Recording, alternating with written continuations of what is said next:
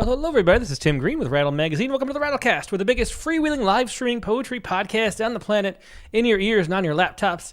Our guest for episode number 301 is Chad Frame. He'll be with us in just a few minutes, but before we get in, I should say that Rattle is a publication of the Rattle Foundation, a 501c3 nonprofit working to promote the practice of poetry. We've been a continuous publication since 1995 and unaffiliated with any other organization. We just do all this because we love poetry. I know you do, so please do click on the like button and share. Make sure you're subscribed. Ring the bell for notifications. Leave reviews on Amazon or iTunes. I guess that's different. Amazon or iTunes or Spotify. Whatever you can do to help spread poetry around would be much appreciated. Also, tell your friends. Don't forget that word of mouth. Always appreciated. You can, everyone's got social media. Can share, hey, I enjoyed the Rattlecast last night. Clue the link that will help people watch and enjoy poetry and be enriched and edified by our fine content.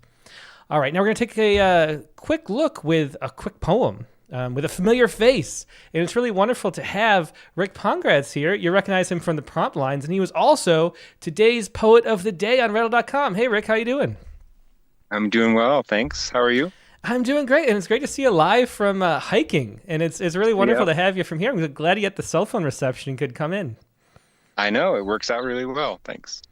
Yeah, and so tell us about the poem you wrote. It's a haiku, the first haiku we've had in, I guess, 9 months, and we had, I think, 2 last year, but it's only maybe 5 total for the whole Poets Response series, so it's really cool to get this wonderful haiku in. How did the poem come to be?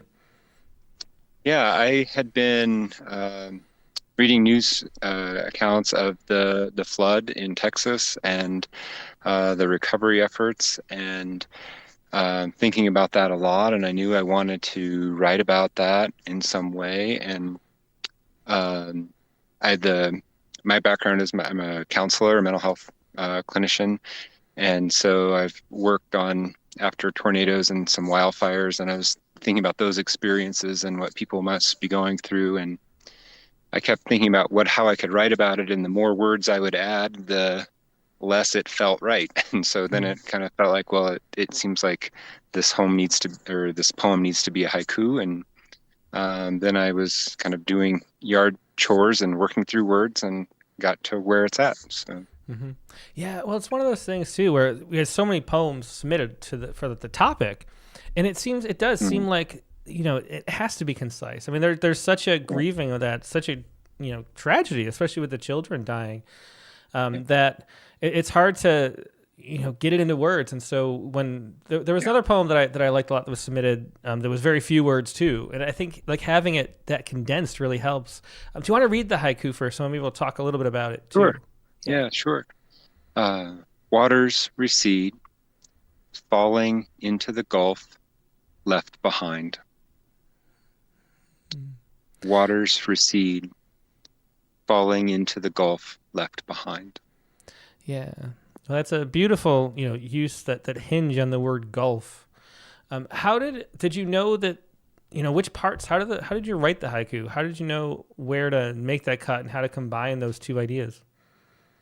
Yeah, I was thinking about the waters receding and receding waters, and that I felt pretty comfortable with right away. And then gulf kind of came about as that, and really falling kind of came together as I thought about the experience of grief and how it can feel like you're kind of falling and it's kind of horrible forever, and there's not a bottom that you feel, and there's just an absence, that gulf, like that absence of where kind of where your heart is and where it's not feeling like it is anymore. And so that was really where I felt like it came home. And then I kind of played with some different endings, and then left behind is kind of where I ended up.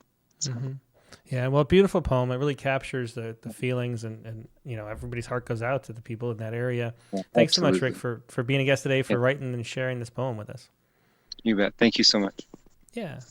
Yeah, so it's Rick Pongratz once again. I assume he won't be back for the prompt lines, given he's out hiking literally, deep in the woods.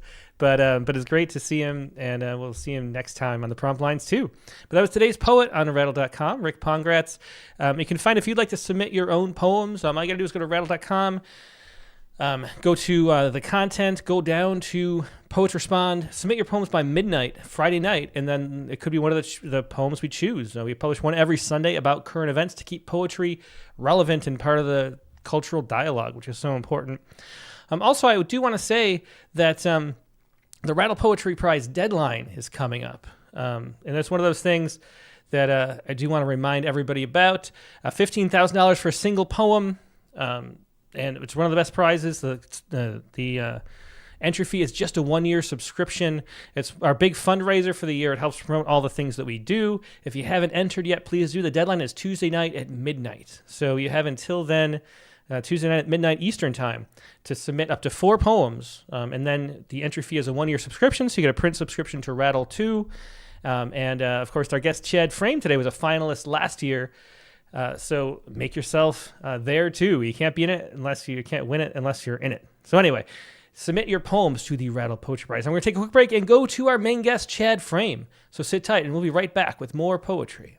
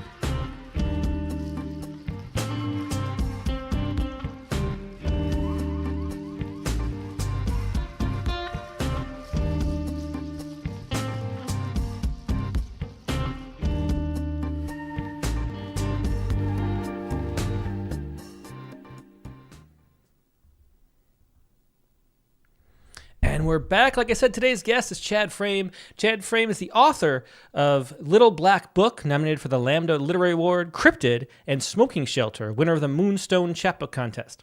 He is the director of the Montgomery County Poet Laureate Program, a Poet Laureate Emeritus of Montgomery County, a founding member of the No River Twice Poetry Improv Performance Troupe, and the founder of Caesura Poetry Festival. His work appears in Rattle, Strange Horizons, Pedestal, Barrelhouse, Rust+Moth, a lot of my favorite magazines. Also on iTunes from the Library of Congress, and it's archived on the moon with the Lunar Codex. All of that interesting stuff to talk about. Here he is, Chad Frame. Hey, Chad, how you doing? Hi, I'm doing great. How are you? Yeah, it's a pleasure. So glad you could come back. You were, of course, a Poet Respond poet, too, so you were back. You were on with a Poet Respond poem. And it's cool to have you on. And I've heard, wonderful things about your poetry reading, so I'm looking forward to that too. Do you want to start out with a poem? Sure, I'd love to. So I'm going to start in Little Black Book, right? And this is Richard Pryor slept with Marlon Brando. Pryor's widow confirms. Imagine them. Marlon, all sex and smooth-bodied, claims a bar stool, calls for Stella, Artois in its slim-necked and foam-shawled flute. Dressed down between shoots, the white wife-beater hugging broad swaths of long-labored muscle. Richard is hunched 3 stools down, nursing gin, his tawny lips wet with juniper tang, the folded blue brim of a baseball cap shading his face, drumming spindly fingers on the polished bar, noting where they stick. Marlin glides over with the easy grace of predatory fish, and his roughed hand is on Richard's knee, bold yet casual, as if it has always been there, always would be there. Perhaps there are words exchanged. Perhaps some things transcend language. What moves Richard from stiff-back surprise to stumbling, hand in hand, down a long hotel hallway with Marlin's sandpapery chin brushing the nape of his neck? It doesn't matter.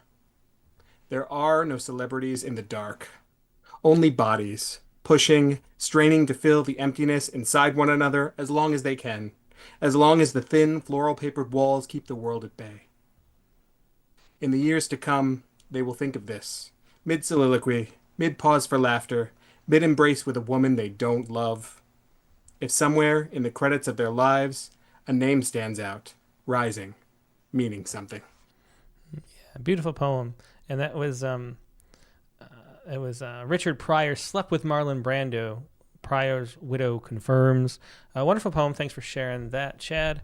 So tell me about how you got into poetry, because I was looking around for more about you. I saw that you worked in retail for a while before going back and getting your MFA, and so Yes. that must have been rough working in retail.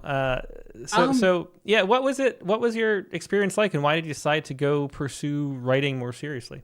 Well, I've always written. I wrote pretty much all throughout high school, all throughout my undergrad, which was at Penn State, and then I sort of graduated with an English degree, and then I was like, well, what now? I wanted to get an MFA, but I wasn't quite ready to take on more debt, so I was like, let me just live, exist, kind of work, and sort of pay it off. And I had always worked in luxury retail off and on, even throughout college, so I just kind of went back to that, and I pretty much didn't write for like 10 years, and it was like a limb had atrophied. It was awful.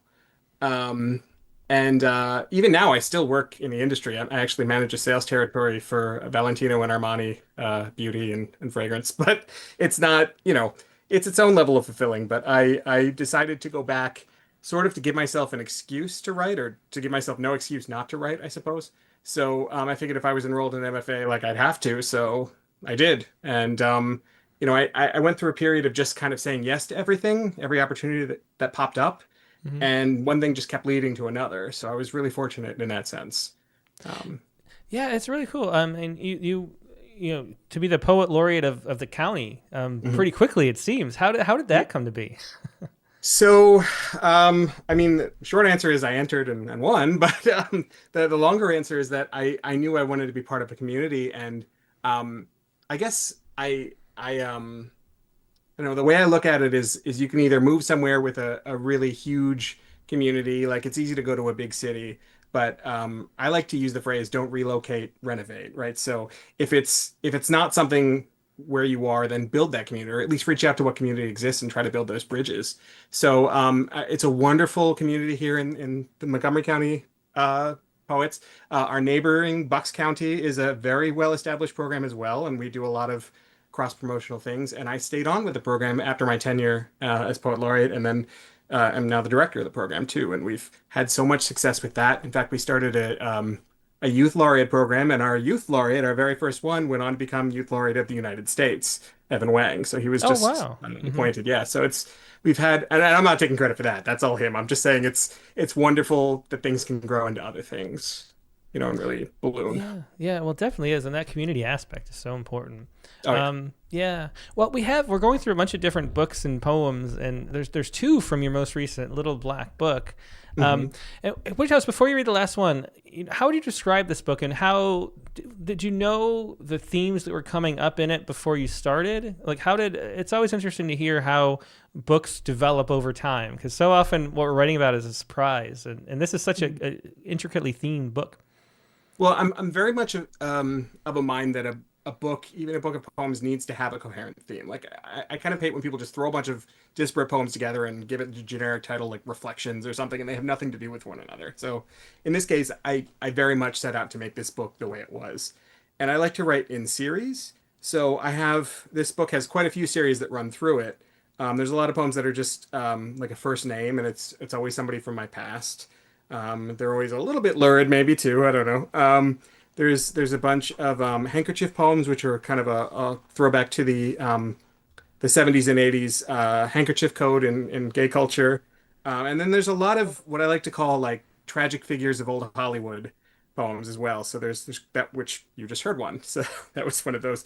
An interesting fact with that poem, I actually took that the title was exactly an article, like sort of not quite a tabloid article, but it was about that. So I took the title exactly and made it the title of the poem, but I really didn't go into the body of the article, so I kind of imagined the rest based on the title. Yeah, yeah. Well, it's It is with all those themes coming up, through the book, the repeating poems and the things that emerge. Did you have a sense that this was the book that was coming out? That you knew you were going in this direction. I'm curious about your process as far as those go, how the themes emerge, because so often we see books and they don't have a coherent theme, and so having it, it stands out. Yeah, that was definitely what I set out to do. So I really wanted those to all sort of be in this, and it to be sort of a coming of age book, but also a reckoning with your own identity as an adult book. And that's why, since there's so many names in it, that's where the title Little Black Book came from, because it's sort of like my little book of names of people from my past. But I don't know. I knew what I wanted this book to be, and a lot that I left out of this is finding its way into other collections. So this was very consciously crafted together. Yeah. Well, let's hear another poem from the book, The Golden Shovel for Alan Turing. Yes, I write a lot of found poetry as well. In fact, I teach a long-running workshop with River Heron Review on found poems, and so I had to include some. Golden Shovel for Alan Turing. Remove the satisfaction and the act becomes hollow. Alan Turing. Crack the code, man, machine, the world believes is simple, wrong, right. That like machines, men flip a switch, off, on, and love they think is an enigma solved neatly. Turing, test the question, false, true, are you alive? Lies, my disgrace, legacy, time spent with men. The lines, private, public, blurred, and therefore the conflict, war, victory, muddles, machines will forget, remember me, do not think. You condemn, commend me, the fault's not yours. My rewards, needle, metal, in distress, failed as Turing, numb, now just Alan. Yeah, so that's Golden Shovel for Alan Turing. And the interesting form, if you're just listening to the audio version, you can't see that the breaks, the vertical lines in different sections of the poem. Another one that's playing with form by Chad. So what can you tell us about the way that this is? What does that signify, that vertical line? Well, so the idea, if he was, I don't know if you read about Alan Turing or if you saw, what was the movie? They very famously had the movie where Benedict Cumberbatch played him. Hold on. Yeah, no, I can't think of it either. I was just trying to, and I didn't have it. Was it the Lying? Nope. The Lying Machine? The Lying Game? No. Anyway, I'm gonna kick myself later. But the whole idea was that he invented Enigma, which was that machine that broke the code during World War II. Basically won the war for the Allies, essentially, because they couldn't. Every missive from the Nazis was encoded by this machine, and so when they were able to break that code, they were able to decode all those plans and find out where they were about to attack and what they were about to do. But Turing himself was gay and was not out at a time where it was criminalized, and he was put on trial for it for gross indecency, and he was chemically castrated. So I wanted to have these sort of binaries, like a code, and have sort of this public versus private, and have each thing be a flipped switch, basically, in his life and in his career, all the way through. Yeah, well, it's very interesting. And by the way, Monica Dobos tells us it's The Imitation Game. I knew it was the game. Yep. Yeah, there you go. Also, Jamie Thomas, by the way, says, there's so much going on in this, and I'm obsessed with Alan Turing. This might be my new favorite poem. So that's nice, too. Oh, I'll take that. Thank you. I noticed, too, like reading through a lot of your work, syllabics, it seems, have come into play. Is that something they're very conscious of, or do they sort of come out in syllabics? Are you using that to generate poems? No, I do. I usually write in what I call decasyllabics. So I write sort of the 10-syllable line regardless of stresses. And it's just like an affectation I've always had. And I kind of can't get away from it. But it helps me organize my thoughts when I'm writing. And usually it just, I don't know, I find it very neat when I do it. Not every poem, but almost every poem. Oh, really? I didn't realize there was that many. I just sort of noticed the thread. It's almost every single one. So. Yeah, and it's always decasyllabics, too, the 10 syllables? There's a few that I pick a different number, but for the most part, yeah. Oh, that's really interesting. We talked, I think it was maybe on the Poetry Space with A.E. Stallings about syllabics, because syllabics is one form that I never quite understand, because you don't hear it. You kind of notice it if you're looking at a lot of poems, But you don't hear it, and the fact that you don't hear it because the beats in English are on stresses, and so it can be like four, and that's what stands out. So it can be like a Right. 4 or 5 stress line off, and then it's 10 syllables. You don't really notice, and so it's fascinatingly like behind the scenes.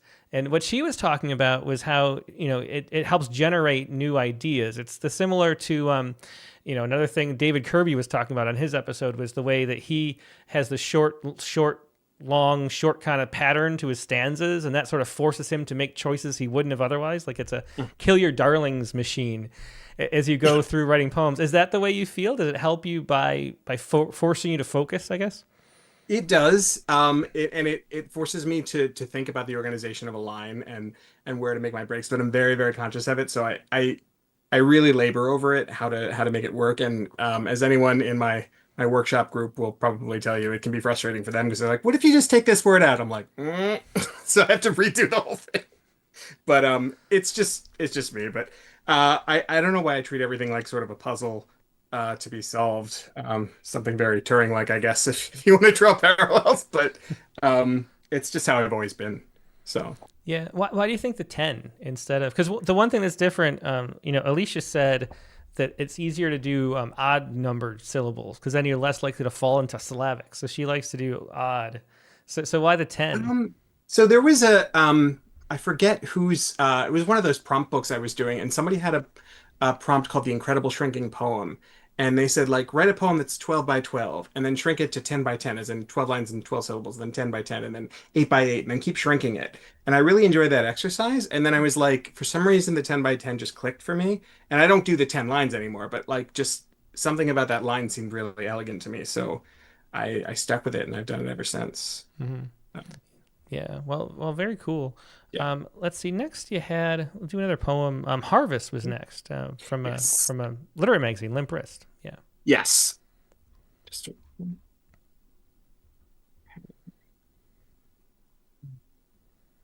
Harvest for Ryan.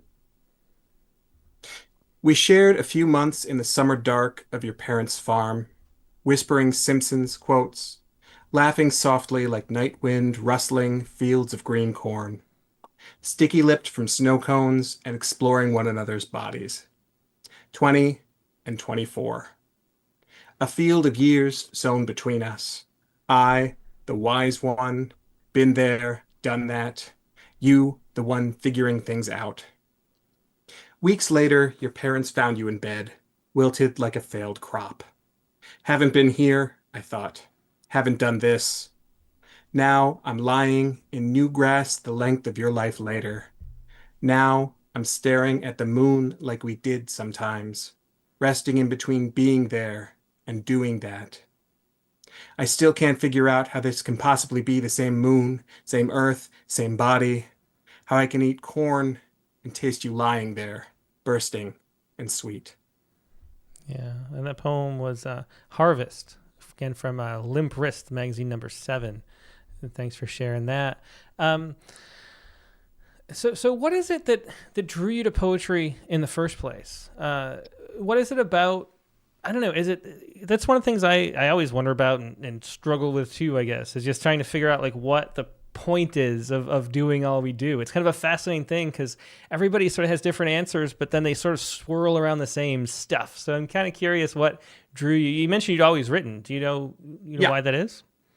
I don't know. It was always an outlet for me, but I also studied a lot of classics in school. So a lot of Latin, translated a lot of Virgil and Catullus, and that always spoke to me.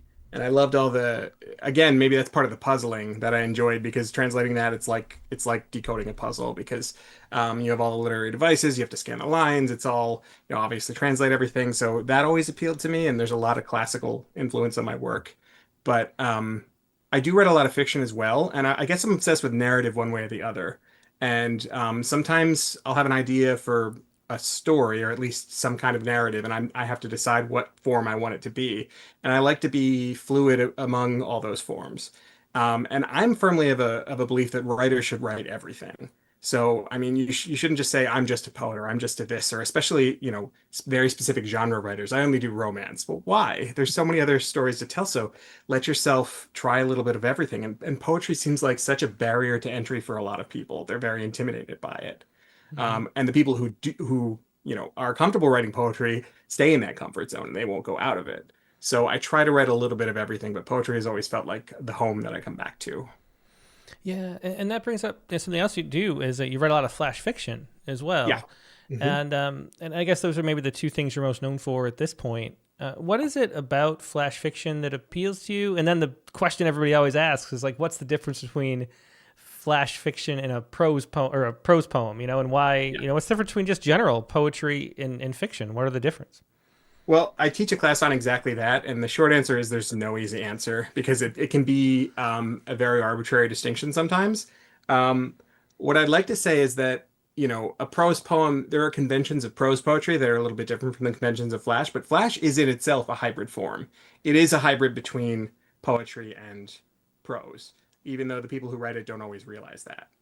It uses a lot of the conventions of poetry. It doesn't have the broken line that we poets have as a tool, but it uses cadence to control that. So Flash will often do very short, sort of clipped sentences to control the cadence to speed it up, and then it'll do longer ones to slow it down. They'll use, the M dash, things like that to kind of to create those sonic moments that we have in poetry that they don't realize they're creating on the page. So a lot of flash fiction writers don't realize that they're essentially writing a little bit of poetry in with it. And again, why it benefits you to be agile and to write different things. Because each thing will teach you and sort of improve at your craft at the other. So I tell people, you want to improve your dialogue, write screenplays, right? If you want to improve your metaphor, write poetry. If you want to work on, action, write some of that fiction, and it works back into itself, and everything improves everything else. Hmm. Yeah, as far as the poetry versus prose goes, I always think of it as and I've said this before on the show many times, but as like a continuum between your mind, like your mind's eye, and like your heart, meaning your body. And I think Mhm. poetry is bodily because it is like a dance. It's the dance of the language as it's moving through. And I realized, like, thinking about it as you were talking, I actually envision. Do you ever see those thermometers that are based on the different densities of liquid? So Mhm. there's like a little tube inside the tube, and then it like floats. So I imagine, like, even as you're reading a prose poem slash fiction, that it's like hovering like this big bubble between, like, oh, it's going down there, and that's what flash fiction does. It's like it's really on that line between the top Right. of the bar and the bottom, and like a legal brief is all the way at the top, and I, like something else at the bottom, and everything else hovers in different spots in the middle, which is really between the love of the sound and the way language moves as a physical entity, and then the image that you make in your mind's eye as you're reading and storytelling. And those two things are always sort of going on in tandem, but it's like leans more into one than the other. I think that's how I think of it. Does that make sense to you? yeah, that makes a lot of sense. And we have to remember that all of these stories, the great stories we have, all started as poetry or as part of the oral tradition anyway. So they work the way the concept of a novel is very modern. So, but stories are the same one way or the other. And I also write a lot of long narrative poems that I haven't really published a lot of places because I'm not really sure where to send them. Like they're fictional and they're long, but they're in poetic form. So I've that's been like what I've been doing lately. And sometimes I send them to these fiction contests and they don't really know what to do with them. And sometimes I send them to journals and they don't really know what to do with them. And I'm like, well, we'll figure this out. Maybe that'll be a collection that's, a fiction collection or short stories that are in poetic form. Not quite novels in verse, but shorter. So Yeah, well, that's true, and definitely send them to Rattle because yeah, we published. We had one 32-page poem. We had a long 28-page sonnet sequence that was a film noir by Tony Barnstone. The, I the remember 32 that. one was Wolf by Donald Mace Williams. That's the retelling of Beowulf as a western. Mhm. And so we always are looking for that, but you rarely get them. You just don't see them in submissions very often, and usually they're just not very good if they're long too. Like some people just ramble on forever, but people with skill, please do send your long poems. Because it is fun to mix it up, and we like really short, and we love that we're including more haiku and haibun and things like that. But we want long narrative poems too are really fun. B.H. Fairchild, we interviewed for an issue way back, is one of my favorite, and he writes really wonderful long narrative poems too. Anyway, let's move on to another poem, Chad. And next up, we have Claw Machine from Rattle itself. Claw machine. More to the left, he says, then leans to watch the dangling claw from a better angle. as I guide the stubby joystick, grease slick from unwashed hands. Just two coin-fed alley kids fishing for a way to pass the time. Behind the screen, the glass-eyed, cheap stuffed animals, cotton cord, plead with us for escape. We tune out the rumble crash of our parents' Tuesday night league. They shouted fucks when they bowl poorly, and they shouted fucks when they bowl well. Wafting Marlboro plumes braiding, mid-air with the steam from vending machine coffee, generations of beer staining the ash-strewn carpet, 1,000 shades of brown. And his eyes, all blue and lit up like pinball bulbs, are watching intently as the claw drops for the rainbow bear, its clumsy seams, misstitched and already unraveling. This could be any night in midsummer, in middle of nowhere America, in the mid-90s. Except it's the one when I decide to tell him how pretty those eyes are, as I dangle the hard one bare by one misshapen foot, an offering I am destined to find later in the men's room sink, ripped into pieces, scattered like pins, fuck you, faggot, sharpied on its face. And this, I have learned, this is how the heart operates. Just when we think we've got a grip on something, the claw seems rigged to let it go. Yeah, that's a wonderful storytelling and wonderful metaphor in that poem, too. Katie said it was okay to say it was her favorite poem from the finalists. We were rooting for you. It came close to being the winner of the Reader's Choice Award, too. A lot of votes for you. And there's wonderful storytelling in that. And then there's that turn where the claw machine becomes an extended metaphor. Or not just, well, extended and direct, I guess, right, in those last two lines. How did you know, was it a story at first? Like how do you, when you approach things, do you know if it's going to be a story or a poem? And then did you know you were writing toward that is the final conclusion? Because the ending is so wonderful in that poem. Usually something will be sort of the impetus for it. And this was a story I wanted to tell for a long time, but I wasn't quite sure what my in was. And then I heard a song actually by the same title, Claw Machine. It just sort of unwrapped that in me, and I had that memory, and I was like, okay, well, there's the extended metaphor, and it just sort of dropped and gripped, so to speak, and the rest sort of just came with it. But I had all the imagery there, and it was just I couldn't find the in, and then it just clicked. Yeah, and how much how much of that poem and your poems in general is true? Like, are you the kind of poet that feels like you have to be true to the facts of the situation, or could it have been like a different kind of machine? And this makes a better metaphor. I mean, I sometimes I allow myself poetic license, but for the most part, at least the emotional and resonating truth is there. In this case, it's almost entirely autobiographical, and most of Little Black Book is. In fact, a lot of times where I should have changed names, I didn't, and that was part of that was a risk. I was like, it made it, it raised the stakes for me, and it's all about stakes in poetry. Anyway, you have to, people in a workshop will say, well, what's at stake here, right? That's one of those common things, and it's true. You need to have, emotional stakes, artistic stakes, all of that. And for the most part, things are autobiographical, except those handkerchief poems that running series and that aren't, and that's more imaginative. But the ones that sort of involve an I, for the most part, are. Mm-hmm.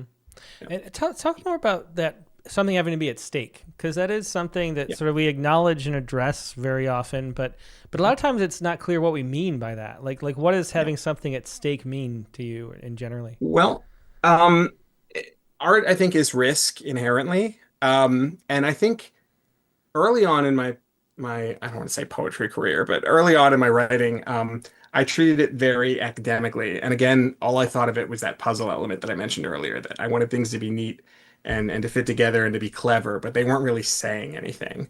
And it wasn't until a professor asked me a very direct but simple question, like, I want you to be more vulnerable. Can you please be more vulnerable in your work? And I was like, what do you mean by that? Nobody wants to hear about my life. And I thought it would be a little too self-important to write about that, but then I just started to in a way that was more genuine than I would before. I wasn't trying to dress it up. I was letting the story speak for itself, and then finding my way into metaphor from there. Mm-hmm. So, I mean, you can be authentic in that it's your story to tell, or that it's a story that you feel authorized to tell through connection. And then then it's something to lose because if somebody critiques that, they're critiquing essentially you. So that I think is one of the biggest stakes. Yeah, and why? Like, what does that do as you're writing? Like, why do you think that that's so necessary to a poem? Meaning things to other people. Like anything, you want it to resonate, right? But I want somebody to take something away from it. Like you'll see in the next book I'll be reading from, and in my first book too, I wanted anybody who was in the same situation I was or something comparable to be able to to learn something, to feel like they're not alone in these situations. Little Black Book was about, identity and sexuality and not feeling alone in that sense. The book I'll be reading from next, Smoking Shelter, is about, losing a loved one and writing your way through it and realizing you're not alone there either. Hmm. Well, why don't we move on to the next book? The next book is Smoking Shelter. Do you want to read Weekend Visitation first? Sure, yeah. Weekend Visitation. So what's it like to kill a man, I ask, 13 and invincible from the seat next to him in the red truck commuting through the night. All the stars outside a spray of spilled road salt on asphalt. 3 beers into the drive, 2 years after the divorce, swerving over glowing yellow road lines. Don't ever ask him about Vietnam, my mother warned me. Yet I ask the way I ask him everything, to test him. His response is to grunt and flick a still burning cigarette out the cracked window, a flare of orange sparks like tracer rounds, and reach for the volume knob, twisting it. I turn to watch the embers disappear. Faster. The speakers blare, keep on rockin' in the free world. The dark roads yellow-dashed machine guns still firing and missing us. Yeah, another beautiful poem. There's Weekend Visitation by Chad Frame from his book, Smoking Shelter. And, this is another one of those, and there are a bunch of poems and or just in general. And one of the things you do in your work is you storytell really well, but then you strip bare kind of, you condense it into the most powerful components, maybe don't tell the full story. And so there's a very, there's a sense that there's this like small anecdote that's like the jewel that holds a lot of stuff swirling around it. And it makes me wonder if what your writing process is like for coming up with those. Do you start longer like that shrinking poem and then condense down to this aspect of the story that contains so much? So I'm one of those pot boiling over poets, so I don't, write and edit and edit and edit. I don't like do drafts. I have to wait until the idea is fully formed in my head, and then it just all kind of tumbles out on the page. So I'm not one of those. It's carefully crafted, but it's not. I don't like to go back. I find editing extremely tedious. I'll do it, but I'm not one of those people who's like, oh, I did 10 drafts of this before you saw it. I'm like, by the time you're seeing it, it's pretty much where I want it to be. So, but yeah, I do think about. I thought about this whole book because this book was written while my father was in hospice, and I was there with him every day, and it was my way of writing through it. And I realized, there were memories that were going to need to give context about my relationship with my father, about his being, an alcoholic Vietnam veteran, the parents being divorced, the fact that we weren't, I wouldn't say estranged, but we didn't have the closest relationship. And then, I kind of showed up at the end, and we sort of bonded over this weird time of dying. Mm-hmm.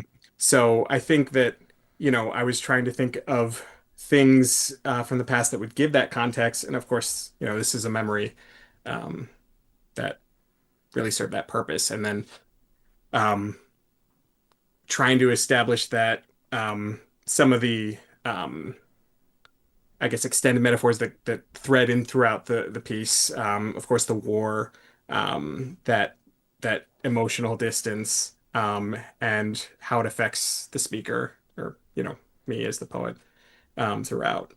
So that's sort of where I came into that. And I do go a little bit forward and back in time. This is the second poem. The first one is actually me being at Target and hearing, getting the call that he's just gotten a, um, essentially a death sentence. And then I go back to this. So it's almost like an emotional regression too, to come from that and then to go back to a memory of being, a teenager. Mm-hmm. Yeah. Do you So, think about that as you lay out your books, the mhm. the poems and books? Is it sort of a storytelling in that way, like a novel in verse? Yeah. So again, I'm like I said, I'm very focused on narrative. So just like Little Black Book, a lot of it's mostly chronological, but it kind of goes back and forth a little bit. In this same way, it's sort of progressing. It'll get to the poem, where he dies, and then there's one or two after as well. And in fact, one of the poems in this book, it's called Obituary, and I published it in the paper as his obituary. It's actually a sonnet. Um, so it's that idea. It's sort of going through. It's the process of dying. Knowing about it, going into hospice, day to day in hospice, and then after. Hmm. Yeah. Well, the next poem up is Smoking Shelter. And it might be the poem that I mentioned, like one of the most of all we've published, because you submitted it for Critique of the Week. Yeah. And it was so good. I don't remember if we suggested any changes to it or not. Do you remember by any chance? Because I don't. You did. You actually suggested changing the football line. Um, that looks about the right size for a football. I think it was the only tweak. Yeah, so it was one of those one of those poems. It was really good. And so we read it and I said, "Hey, I don't know what to say about this. This is a good poem. Maybe we should just publish it." And then we did. And so people ask that all the time, if you ever see poems that you publish, and there's been a couple since, but this is the first time it happened. And so one thing I wanted to ask about was did you have the book sort of swirling at the time? When you were writing Smoking Shelter? Because it did feel so like raw, like you were in the moment of it while you shared it. And so it made me wonder, like, is this like one of the first poems that kicked off that book? It was, and it ended up being the title poem, obviously. And it just a few of them I wanted to write, but I think this was the one that really I don't know if it came first, but it came very early in it. Because the memory of it is actually the cover of the book. It's the picture of him. It's actually a photo that I just edited, but it's him in that wheelchair at the little like plexiglass smoking shelter outside the VA hospital, and all the veterans just there in their little wheelchairs, like talking, like they're not where they are. Like, oh, next year I want to do this. They would have little conversations like that, and it was just the most heartbreaking, but also in a way beautiful thing. Um, Yeah. Well, why don't you go ahead and read Smoking Shelter? yeah. Okay. Smoking shelter outside the hospice ward of the VA Medical Center in Wilkes-Barre, Pennsylvania. Easter, and the glass enclosures clouded like a roomy eye. Old men are smoking, wheezing in their service hats and wheelchairs. We've brought my father's dog. I know it's not a man's dog, he announces, Chihuahua resting on the blue quilt draped on his lap. That's a great dog anyway, says Cecil, his rumbling basso hoarse with settled phlegm. Looks about the right size for a football. We lost our last one. What starts as laughter in both throats turns to rasping, then wet coughs, echoes from a deep well. My father says, I hear come October we're not allowed to smoke here anymore. He looks at me. You'll get me out of here before then, right? But before I can answer, another chair-bound man slowly scoots over to us, tells my father, you look just like Jesus. I guess I can see it. The hair, the beard, the starvation, sallow skin, scroll parchment stretched thinly over wooden finials. You suffer like he did, he continues. But I can't heal you guys, my father says. I wish I could. Another coughing fit. You need something? My mother asks, reaching in her purse. Yeah, he says, wiping his mouth with a trembling hand. An end-it-all pill. I wonder, what will be your last pleasure? A parking lot view, a few puffs, warm breeze, smelling second-hand gas station chicken. He is risen, and I realize each thing opens at its own pace. Our hearts, the first spring blooms, church-bound women in yellow hats. Yeah, just wonderful poem. That was Smoking Shelter by Chad Frame, the title poem to his book, Smoking Shelter. You can feel the narrative and the way poetry is pulled through the narrative in that poem. I wanted to ask you if you had any feedback based on the fact that it was on Critique of the Week, because one of the things people are so scared to share their poems often in spaces both like on the prompt lines and on Critique of the Week, because they might be seen as published or people might be like, oh no, you already shared that somewhere. But obviously that's not something you worry about, I guess, right? No, You know what? And I take things to readings that are unpublished, and if somebody takes issue with it, they take issue with it.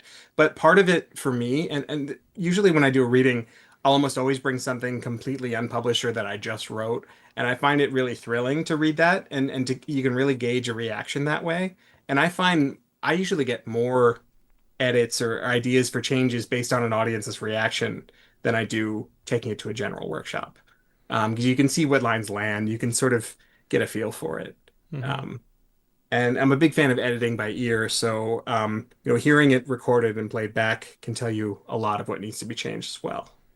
Yeah. Well, speaking of giving readings, you're the co-founder, I guess, with a few other people of the No River Twice performance troupe. With Hayden Saunier is there. Yes.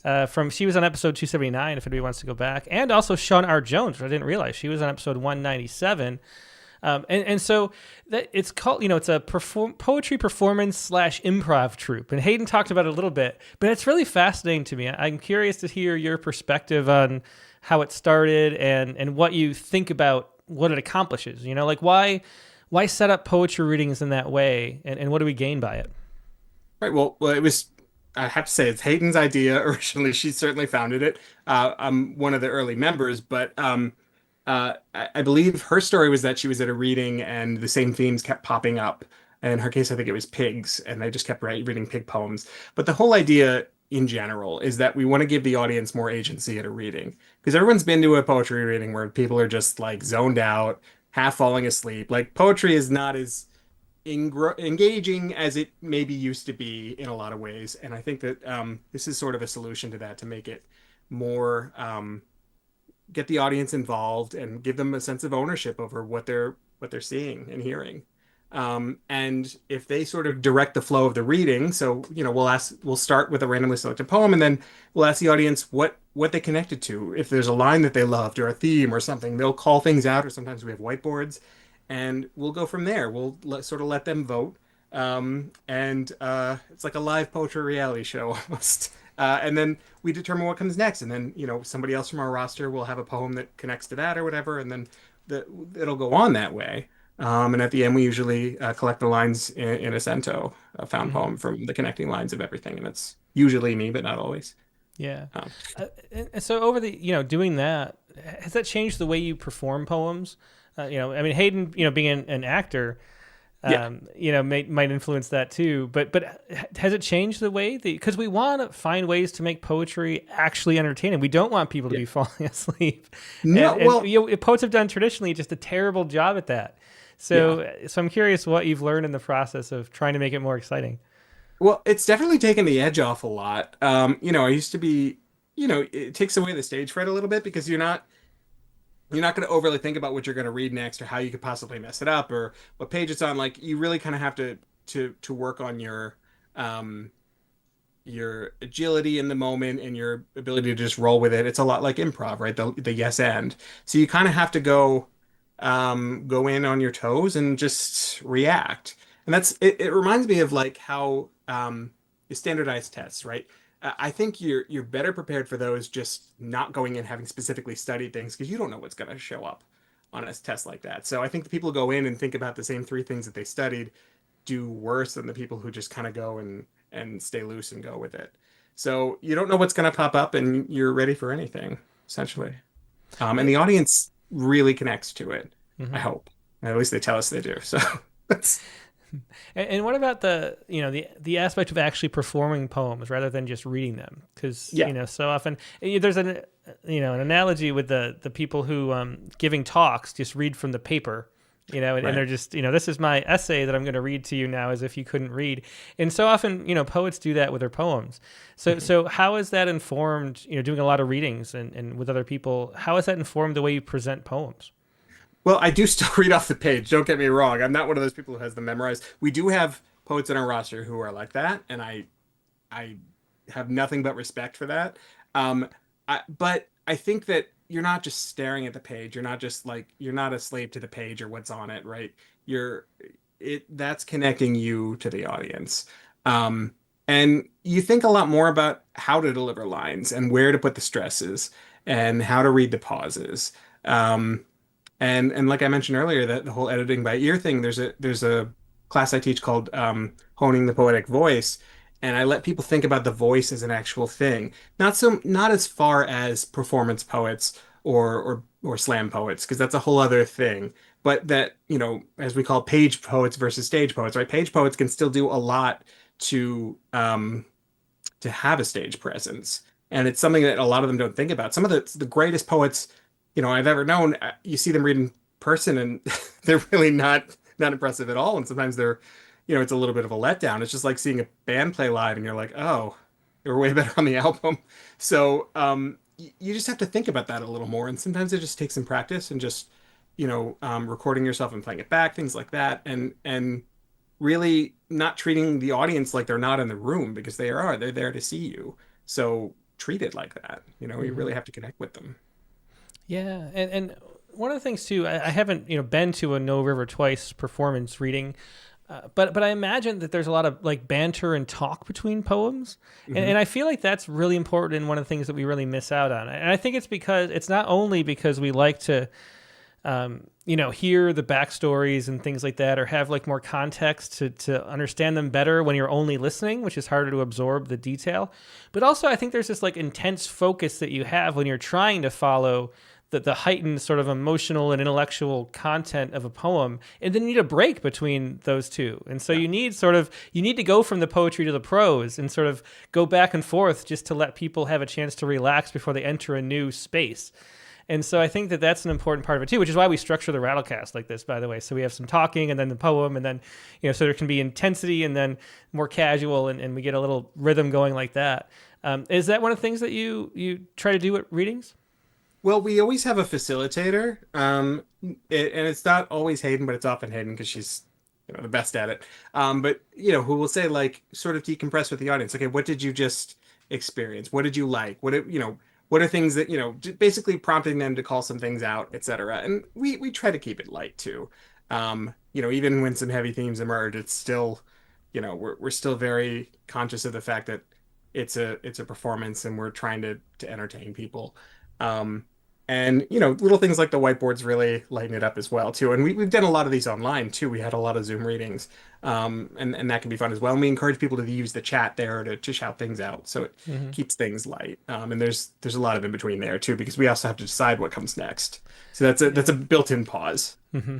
Do you find because Zoom is taking over for a lot of poetry, a lot of series went online during the pandemic and never came back to physical, and so much is lost there. Like that aspect, which I really loved, of just reading a poem at an open mic. I used to go. We had our own once a month, where I actually didn't read my own poems, but I went to others, and you'd read a new poem, and then you get a sense of like. Because you can't fool yourself when you're reading in front of other people and you're seeing there and sort of feeling the energy that you're creating. There's no denying that in a way. So one of the best editing things you can do is read poems at an open mic. But then here, in a space like this, you don't have that. Like we lose so much of all those cues, and there's just a way you can feel the energy in a room, and you don't have that. Do you find it more difficult to do Zoom readings than in person? Well, it was a lot of adjusting, especially as what I'm usually the Cento Smith, so I'm like I've got like multiple lines, I'm alt tabbing between, like getting their lines, putting them together, doing like it can be difficult rather than passing a little notebook between us and doing it. So there's less of that physical awkwardness of being in the space and inhabiting the space and sitting on a folding chair or whatever we're doing.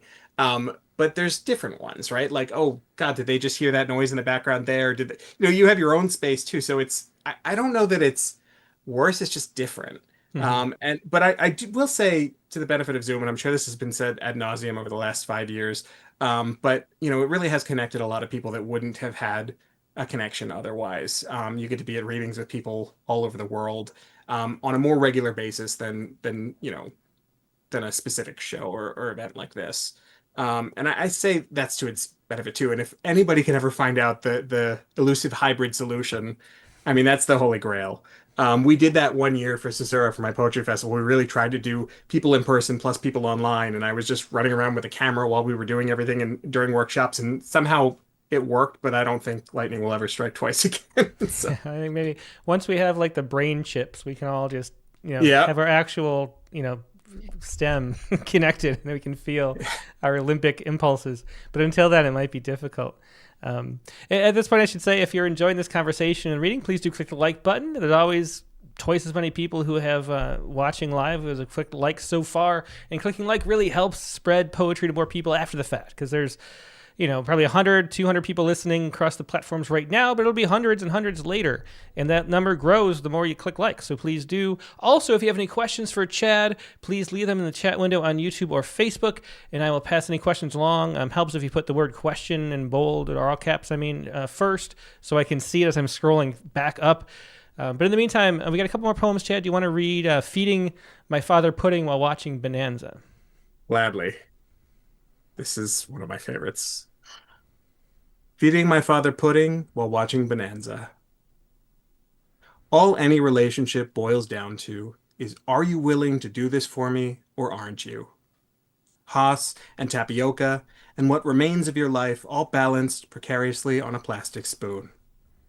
Every week, the grown Cartwright boys learn another life lesson from their father, who has seen some things in his day, who knows better. And maybe all death really is gradual unlearning, the pudding crusting in your beard like infants spit up. I have driven 200 miles each day for 2 weeks to be here to watch old shows. Nurses prodding, your chest rising, falling, but these are the distances that matter. Spoon to mouth, screen to face, son to father, father to grave. Your 1,000-yard stares fixed vaguely on the wall-armed television, where Michael Landon is falling in love with Bonnie Bedelia. And we know, half-century-old spoiler, that Haas dies off-screen because Dan Blocker dies off-screen from botched surgery. But it is enough to know the twangy theme is still playing, galloping into and out of the room, even when the spoon scrapes an empty cup, even when we pull the sheets all the way up. Yeah, another really moving poem that was feeding my father pudding while watching Bonanza. Another one of those poems that just feels so authentic and true that you know that it's true as you read it. There's like a sense we have too, I think, of what stories are true on that level of like emotional truth, and you can feel it there. Thanks for sharing that, Chad.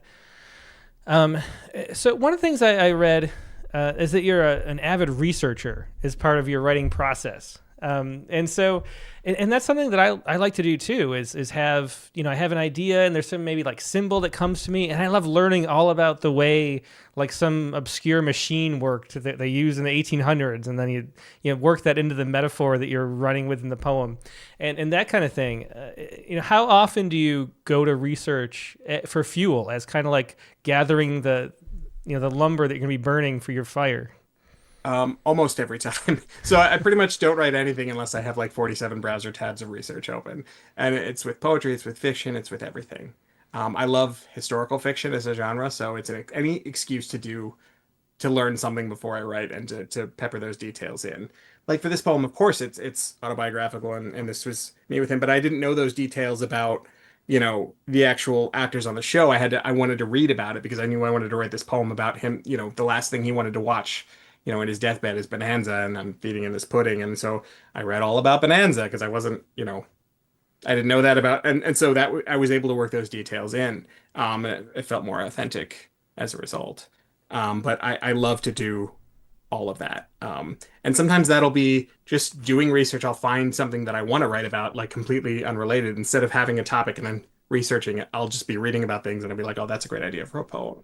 And I love to do, tabloid poems too, like the really weird news or the obviously fake news. I had a whole series of Bat Boy poems from Weekly World News and all of that. Like I think that's just grist for the mill for poetry. Like that's just waiting to happen. And a lot of them I'll just take a tabloid headline as the title and then kind of let my imagination run as well. Yeah, well, I might have preempted Eileen Patterson's question. She says, what helps you write good poetry besides reading it? So I think I gave you two examples there, the research and tabloids. But I guess that begs the question too, what is good poetry? Like what do you think good poetry is? I think that's one of the things that we're afraid so often to say. We want to be so... we equivocate so much about what good actually means because it's, and then you fall back into this, well, it's all subjective and then there's no such thing as good, which is just a lie that, well, so what is good to you? And is there a way that universalizes or overlap anywhere? I would hope that there'd be a universal answer, but I don't know that there is because there's so many, there's so many poems out there that are like poets that are polar opposites of the other, and they all have their fandoms. But to me, emotional resonance is key. I mean, that's what draws me to poetry, and a lot of the poets that I admire, Sharon Olds, Mark Doty, all of them have that emotional resonance and manage to establish that. So I think that that's key for me. Metaphor, of course, it's what really sets it apart from other things. There's metaphors in prose, but a poem is a metaphor and it embodies that metaphor. Craft, of course. I pay a lot of attention to craft, not just in poetry, but in everything. Most of the music I listen to because I like the lyrics. So I'm not one of those people who'll just listen to something empty. Like I'm very critical of lyrics, so like I'm drawn to that too. So I think for me, it has to kind of fire on all cylinders, Mm-hmm. which I guess who do you isn't fair. say? But Yeah, just incidentally, who would you say is the best lyricist as a songwriter? We had that musicians issue, and I, for my personal choice, picked Ani DeFranco. So that's who I interviewed for that issue. Yeah. But I mean, Bob Dylan. I don't think I think you can't say Bob Dylan. But besides for that, or maybe you can't say Leonard Cohen either. But I do listen to a lot of modern folk, so I love, those. I listen to a lot of I don't know if like singer-songwriter chick with a piano is like a genre, but that's absolutely my genre. So, Tori Amos, Regina Spektor, all of those like I love. So that's sort of my genres, but modern folk as well. Gregory Alan Isakov, I love. And sometimes the musicality really, sometimes the lyrics could be simple, but like somehow the music feeds into them to the point where it imbues it with something that may not be evident if you're just reading the lyrics on their own too. Hmm. So just like, sonnets and poetry do the same thing. A poem is music. There's no way around that. So. Yeah, definitely. Well, a couple people I didn't know. We have Regina Spektor on a loop around here too. She's great. Oh yeah, and Tori is a little darker than my kids like, but I still Fair. After we get tired of Regina, we switch in the car to Tori. A question here from Laura Berg. She says, "What is your view on the state?" This is a big one, a broad one. What is your view on the state of American poetry today? How are we doing?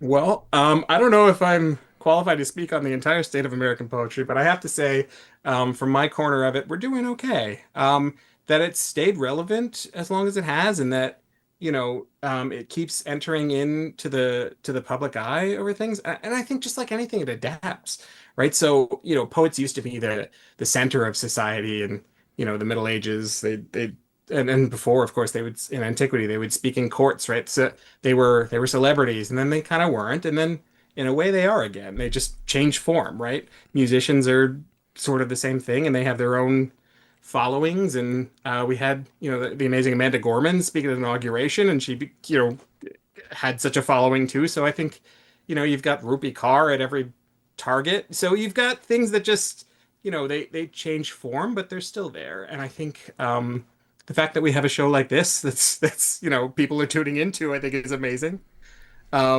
So I think it's different. It adapts like anything, but it's still strong. Mm-hmm. Yeah, well, good answer. Let's see, Michael, Mr. Michael Evans keeps repeating this question. Can you read a brand new poem? And I don't know if we're prepared for that. If you have one on hand, we could, but probably not. I might at the end. I might surprise you with one. Okay. Well, let's see.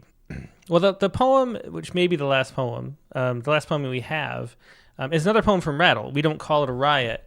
And that's a very political poem written very specifically, if I remember right, for an actual public gathering.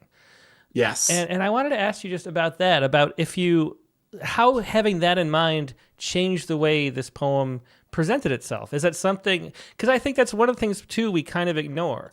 There's a difference between a poem that's going to be read probably, either at a small intimate poetry reading or on more likely just on somebody's couch as they're reading a book. And there's a very different way you have to do to get through to people as opposed to a crowd of people that are politically interested and don't usually listen to poetry. So how much, and what do you have to do to a poem to make it political while keeping it a poem and not just a, political rant, which happens so often? Like the line between poetry and rhetoric, I think is pretty hard to cross. So accessibility is always a concern with poetry, right? So we have to consider our audience, we have to consider who we're reading to and how it's going to be received.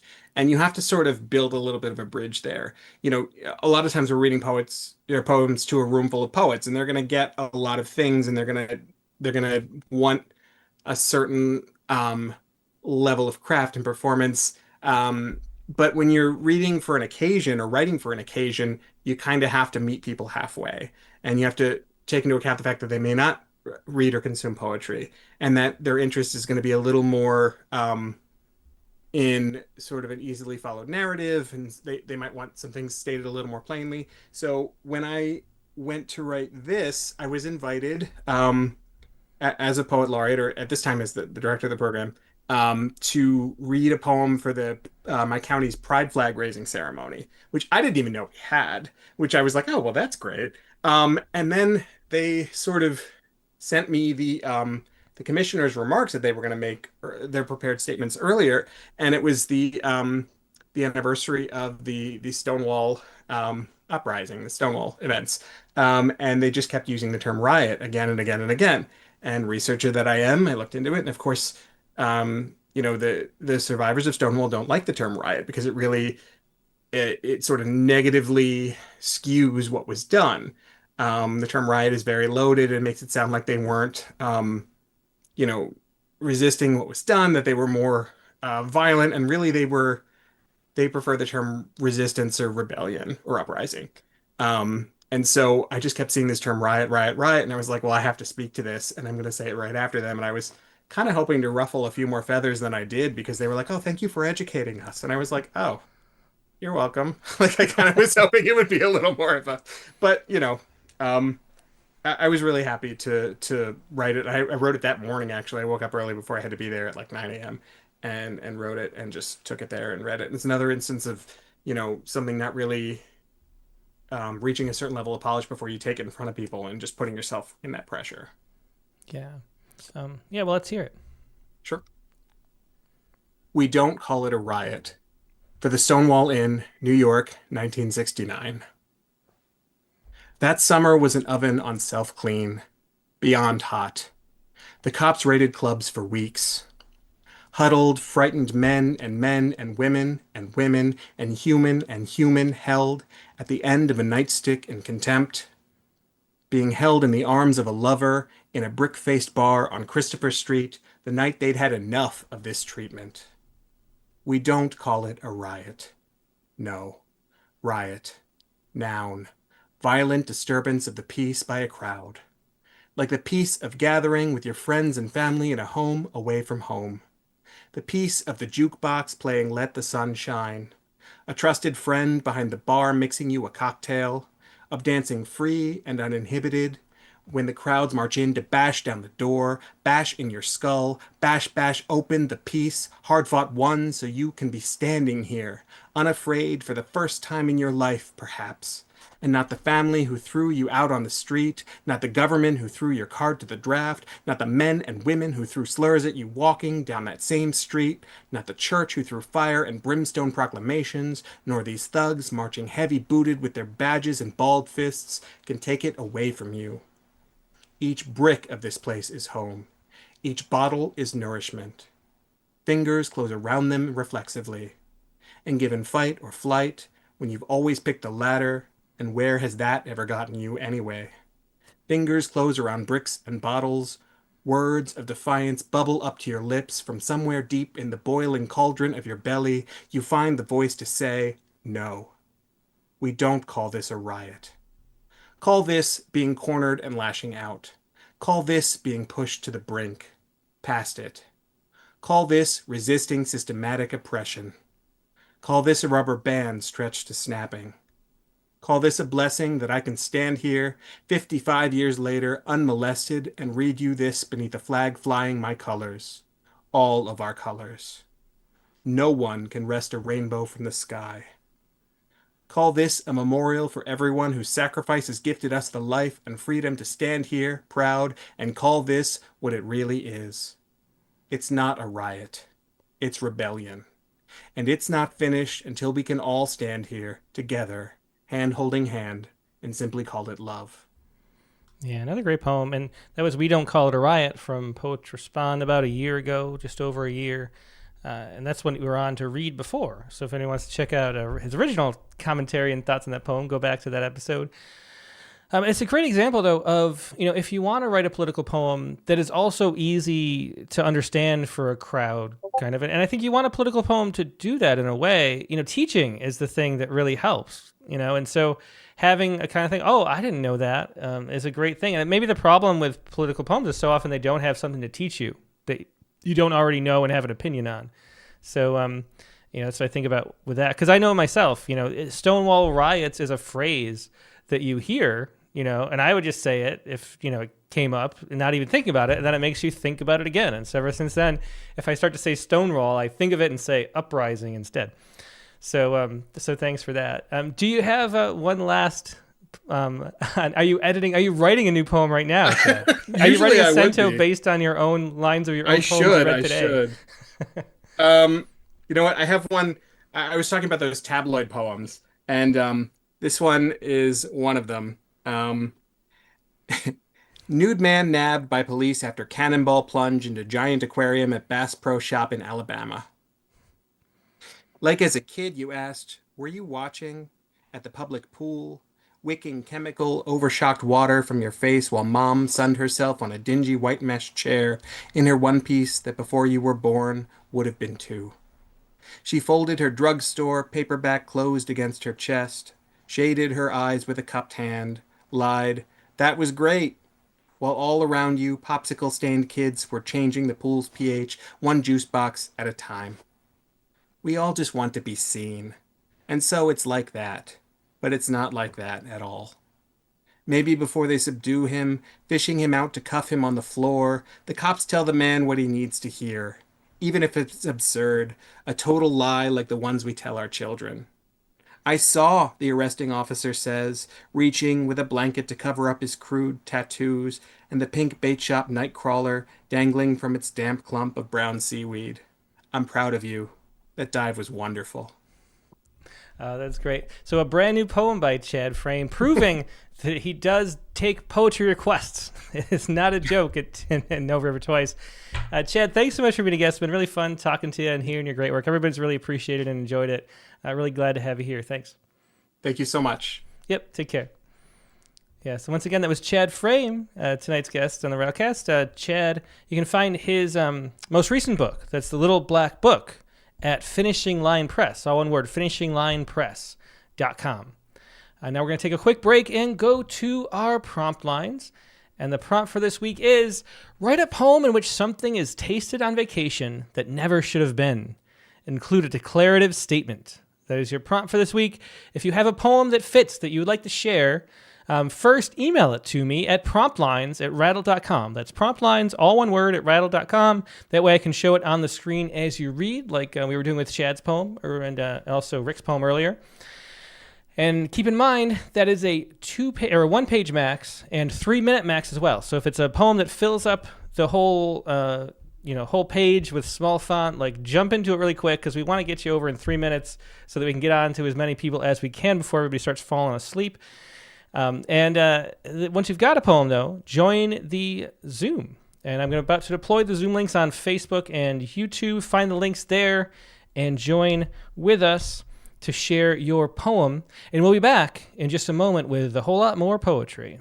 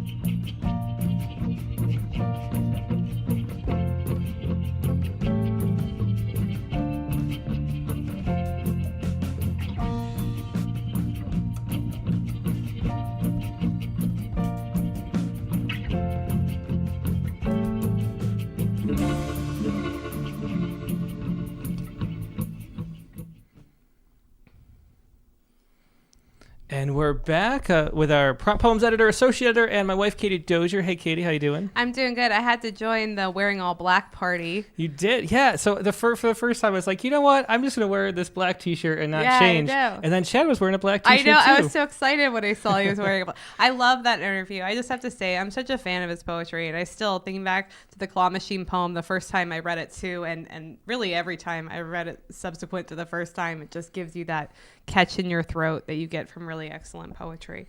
Yeah, it definitely does. But you reminded me that I totally forgot to preview that today is the big day we're going to feature our prompt poet of the month. We are, which is really exciting. I have to say the submissions were excellent last month. They really were. So many really creative takes on the prompts. And it was, Tim was listening as I was reading, like it got down to the final 20. I was like, oh, these are so good. And I ended up reading like 5 of them out loud to you. So yeah, I can definitely confirm all, Katie just kept saying, wow, these are so good this month. Yeah. These are so good this month. Like, well, you got to pick one. Yes, which makes it even more exciting that the prompt poet of the month is a first-time publication poet, which is really exciting too. Yeah, that's exciting. And I didn't mention too, Rick Pongratz too was first time with his haiku. So it's and a really that's great the cool day. club too, because that's first-time poetry Poets Respond publication, which is years ago my first publication. So, yeah.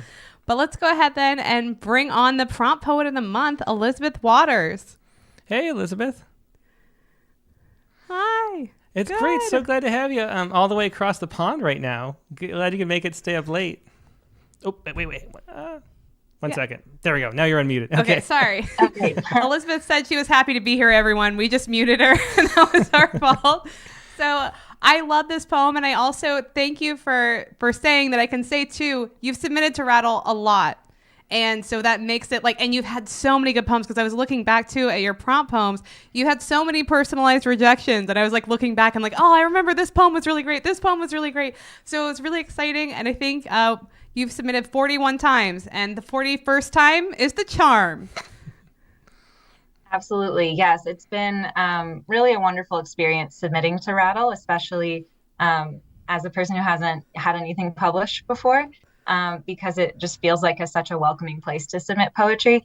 And so I'm really excited to be the winner this month. It's really exciting. Oh, well, that's great to hear. And I also have to confess that I was sure that you had been published by Rattle before, just because you consistently write such great poems. So I was really surprised when I looked back. So I was curious, would you talk to us about how you got into writing this particular poem, which I think was a great take on the prompt, which, if you guys remember, this was the prompt that was all about a poem where space plays an important role, and then you also had to mention ascent. And I just thought where you went was so creative with this. Thank you. Yeah. So I'm currently in the UK right now, but I spent a couple weeks in Italy at the start of the summer, traveling around with one of my best friends. We had saved up to do this trip together, and we had a perfectly planned itinerary that would take us all around Italy. We had a very lovely air-conditioned bus that we hoped would take us first to Pompeii and then later to Sorrento. But we ended up delayed for quite a long time on our initial part of transit. So we ended up on a very, very packed, sweaty, smelly metro car.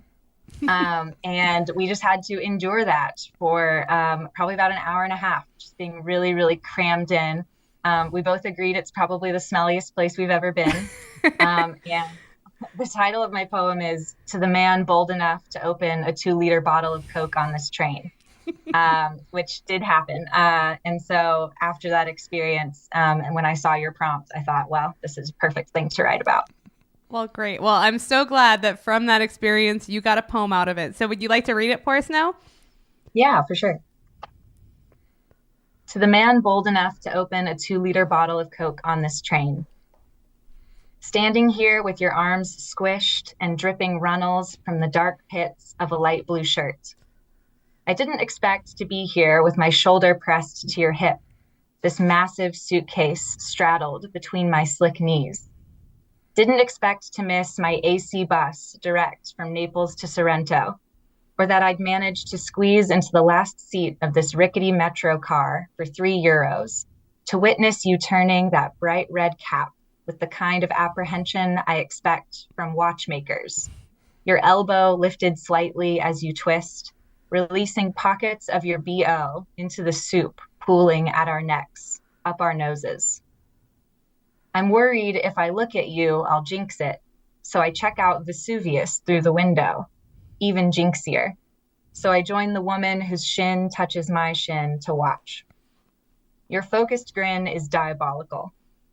Or maybe you've sensed it sooner than the rest of us, that the time for irritation has passed. You bring us along, knitting us into a set of shoulders tensed, listening for the fizz with a single ear. When the cap comes off and I'm only as sticky as my own skin, and yours, and hers, can make me, your armpit high and open with the triumph of the first gulp. It spills into us, your awe of relief. When we reach Sorrento, I'll move a breathable distance from everyone here, including you, and as quickly as possible. But that's several stops away.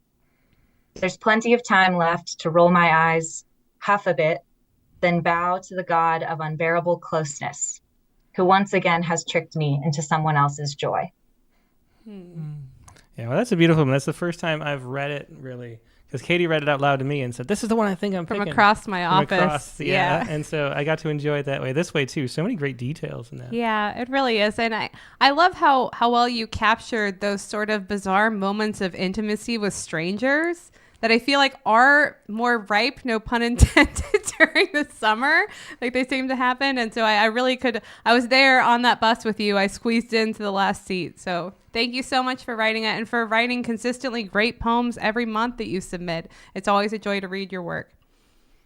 Thank you so much. I'm a high school teacher, and I'm really excited to tell my students about how you shouldn't give up on the things you're excited about. You should just continue writing, continue practicing the things that you love. So thank you all for helping me celebrate that with them as well. Oh, that's wonderful to hear. That's great. I'm sure they'll be so proud of you. That's great. Yeah. Thanks again, Elizabeth. Thank you. Yeah. Thank you.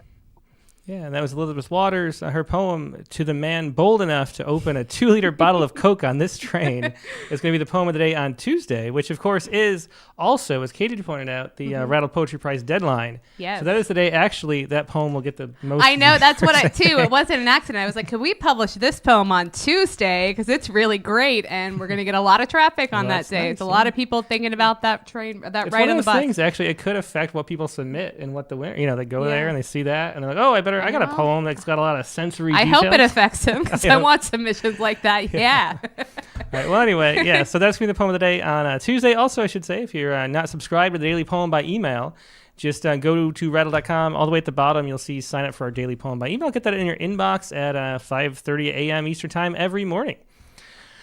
All right, and now we're going to go on to the actual prompt poems. Now, remember, I'm taking a creative sabbatical, so I'm not going to write. I've refused to let myself write anything for 2 weeks. Not that you've had any time to whatsoever. Our life has been even crazier than normal. Yeah, but that's I don't know how you wrote a poem, but you did write a poem. I did, Katie. and I don't remember what I wrote. So this will be a surprise for both of us because I wrote it last night and I haven't. Yeah, I remember it was good. Well, thanks. Okay, let me try to find it. So the prompt, I'll say the prompt again. The prompt was write a poem in which something is tasted on vacation that never should have been, including a declarative statement. Okay. And so here you go. I'll put this up, and you're going to read it off your phone, right? I am, because I wasn't going to, but then I was like, oh, if I'm going to wear glasses instead of contacts, I can't see well enough, so I have to actually do my phone again. Okay, that's the history lesson. Nobody need it. Okay. Heads or tails? I bought Larry at Borough Market, London swirling around me like a Van Gogh, the grind of playing poker all day online, except for this, the red of a stolen Sunday afternoon spent gathering ingredients. A brioche bun, fresh split, butter, lemon, chives, and mayonnaise. It would be easy if that was it. But death claws in circles until one day we are pinched. Larry was still alive on the tube, reading his comic section blanket. And you know where this is going, to the pot with its stings and scratches and raw heat, the inevitable bubbles of oblivion.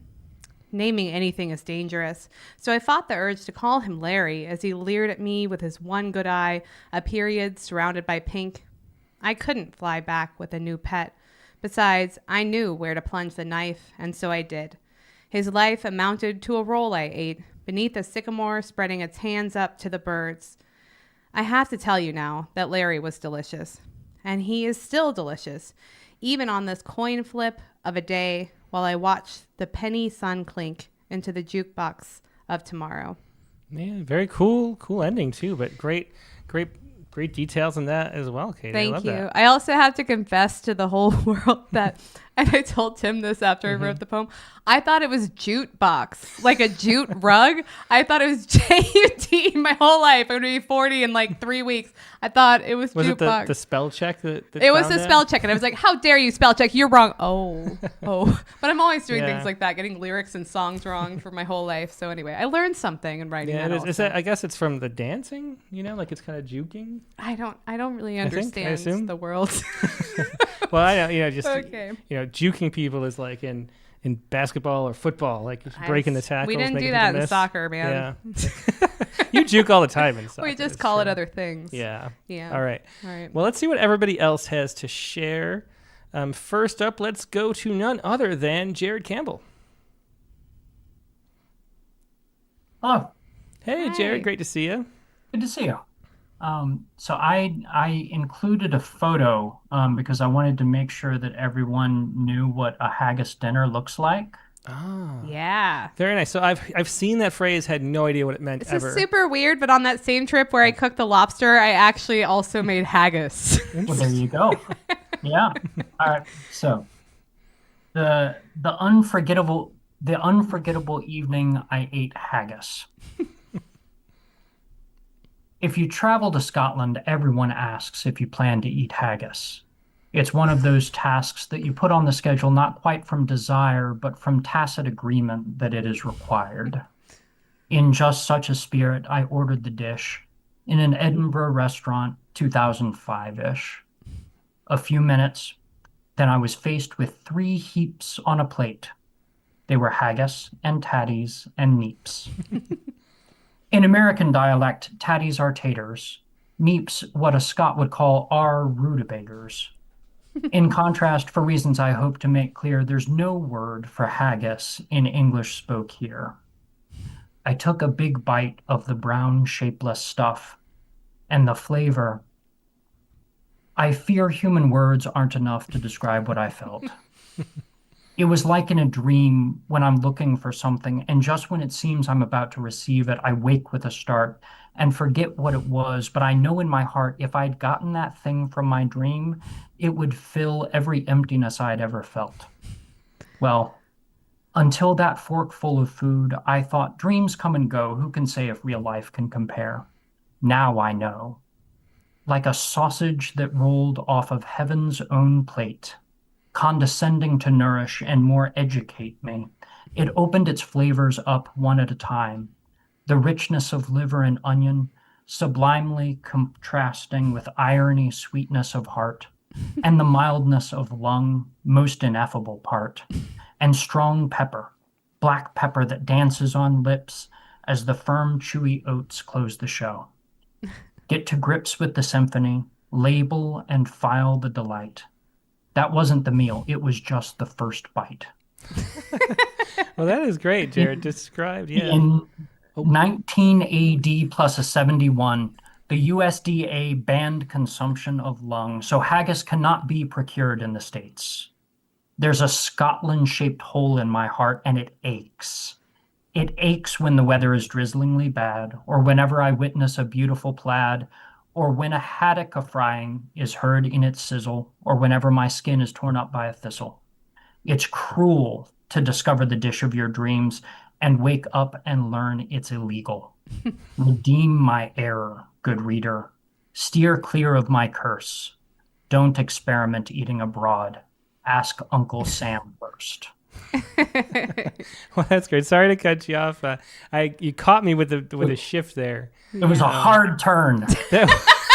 Too hard for some, I suppose. A little bit much for my mouse, but yeah, I didn't know that too. That's really interesting. Yeah. I didn't even know what that's what it was. Really. I ask Uncle Sam and then make sure to eat all of those things abroad. Yeah. Wow. Well, that's fascinating. So another poem I learned a lot of things from. Yeah. And I was gonna say the descriptions there are worthy of somebody with a poem in the food poems issue too. Yeah, I They're know. Great descriptions. I of, was thinking like, oh, I wish that. I love food poems. So, Oh, great. Well, thanks so much for sharing that, Jared. Wonderful Thanks, as Jared. always. Yeah. thank you. It was Jared Campbell with the unforgettable evening I ate haggis. Then we'll take a look at this haggis again. And now that I know what it is, it looks very different to me on the plate. I'm impressed though that you found a picture of haggis looking that good, because it is really ugly, and that's beautiful. It's just heaps on a plate. Right? It looks like dog food. Yeah. Well, that's great. Let's see, I'm gonna fix that. Okay, so let's go next to that was Jared Campbell reading his haggis poem. Let's go next to, where are we? Let's go to a first-time caller, Sakar Banerjee. Oh, great.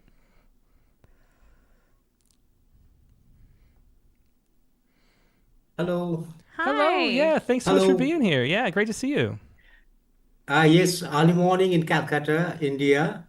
So, good evening and good morning at the same go. Oh, yeah, that's wonderful. I'm so And, glad you're calling in from there. Yeah, that's great.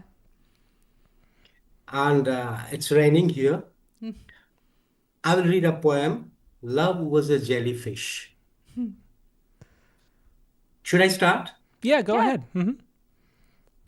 Love was a jellyfish. I ate a jellyfish, and breathless, and sitting just as a summary of desire. Between my breaths, you radiate adjectives like a sun during an eclipse.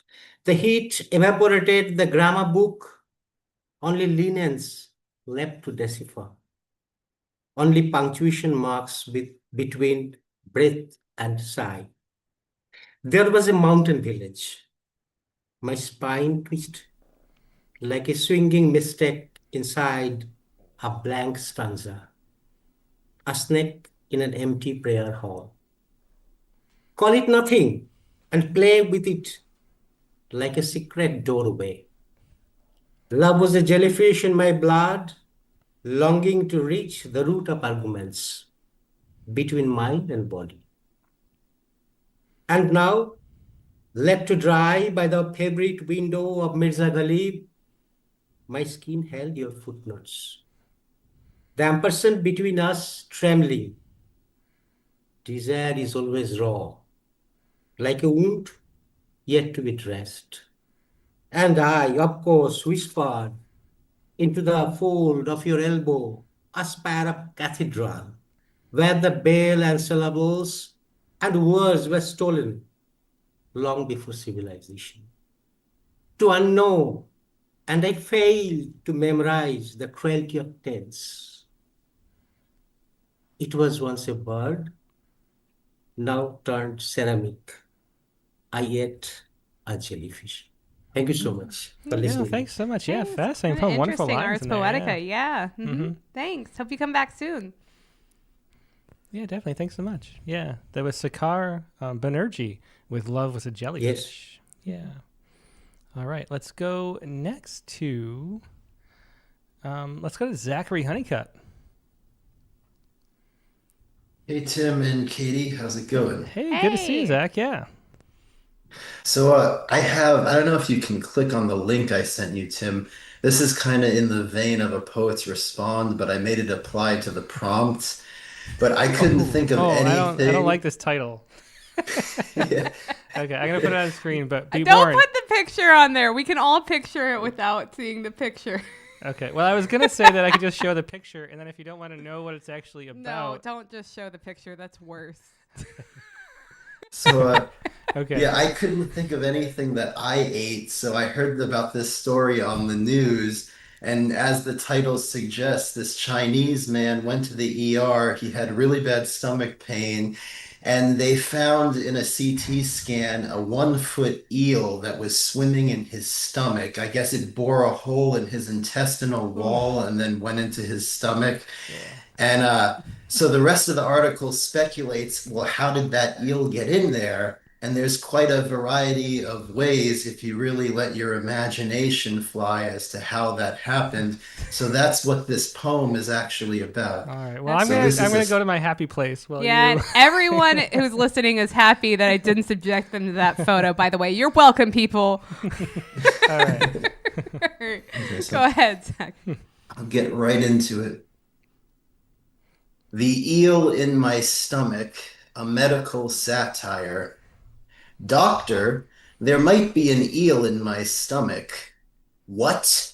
Cried the doctor, looking rather flummoxed. Rushing him to the ER quicker than the flash, soon as he was under, he made sure to invite the staff in their entirety, who also looked flummoxed when they viewed the CT scan of the man's stomach. Some of them attributed it to bad luck. Others donned straight faces, flexing subtly for a laugh. An eel in the stomach? That's enough giggling out of you, Ming, the doctor said sternly. We need him to think we know what we're doing, Lee. Stop blowing up your surgical glove in the shape of an eel, Kiyomi, or I'll have you transferred back to Japan, no Korea, just to piss your parents off before he wakes up. Or some small shack in Tibet where you can milk and operate on goats at the same time, or give quickie bipedal surgery to that ox who felt like he was human behind a shed. We're professionals. It's not our business to judge this man for how he got an eel in his stomach. Someone could have slipped it in his sandwich when he was on vacation and mistook the wiggling for his own tongue. Or one of his elders might not have realized it was still alive and swimming in the broth of some ancient herbal medicine he tasted for his grandma. You know how much our culture reveres family. Days later, after the man recovered, I sat next to him, my stethoscope dangling from my neck like another appendage. I get it. I used to joke around with my friends when we were waiting in the Huang He, making bets we wouldn't get sick drinking the yellow water. He remained silent. I'm a doctor. I like to tell people I know what I'm doing. That's how I got my degree on the internet, the dark web. In light of nurses returning home and everything that's passed, just tell me, honestly, did you shove the eel up your ass? Well, you took a dark story, Zach, and made it even darker. So that is some real layers of nightmare fuel there. Yeah, it's nightmare Zach, fuel the for sure. horror writer in you is For coming out. sure. Of that. I'm going to revert to the image of the eel in The Little Mermaid because that feels easier to stomach. Yeah. No pun intended. Oh, no. I like that. Okay. Okay.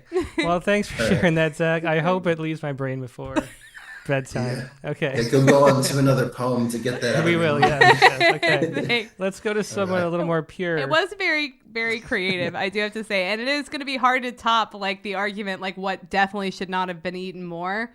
He's probably going to win that He one. probably is, yeah. Yeah. Yeah, that is definitely creative for sure. Yeah. Okay. That was Zachary Honeycutt, once again, with The Eel in My Stomach, a medical satire. Okay. Let's go to Nate Jacob to cleanse our palate. Oh, God, that's a risky choice. I can't imagine a worse. Hey, Nate. Hey, Nate, how you doing? I'm good. That was great, Zach. I'm just kidding. But I won't sleep for weeks.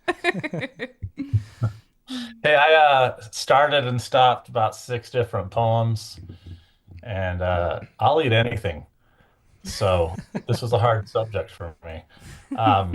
And I've traveled the world a little bit. So everywhere I go, I try to sample the local cuisine. That being said, I took everything I wrote and put it into a single Haibun.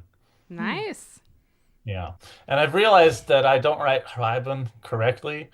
The turn that should be made at the haiku ends up being kind of me turning the whole poem back towards me, like weaponizing it on myself in a way.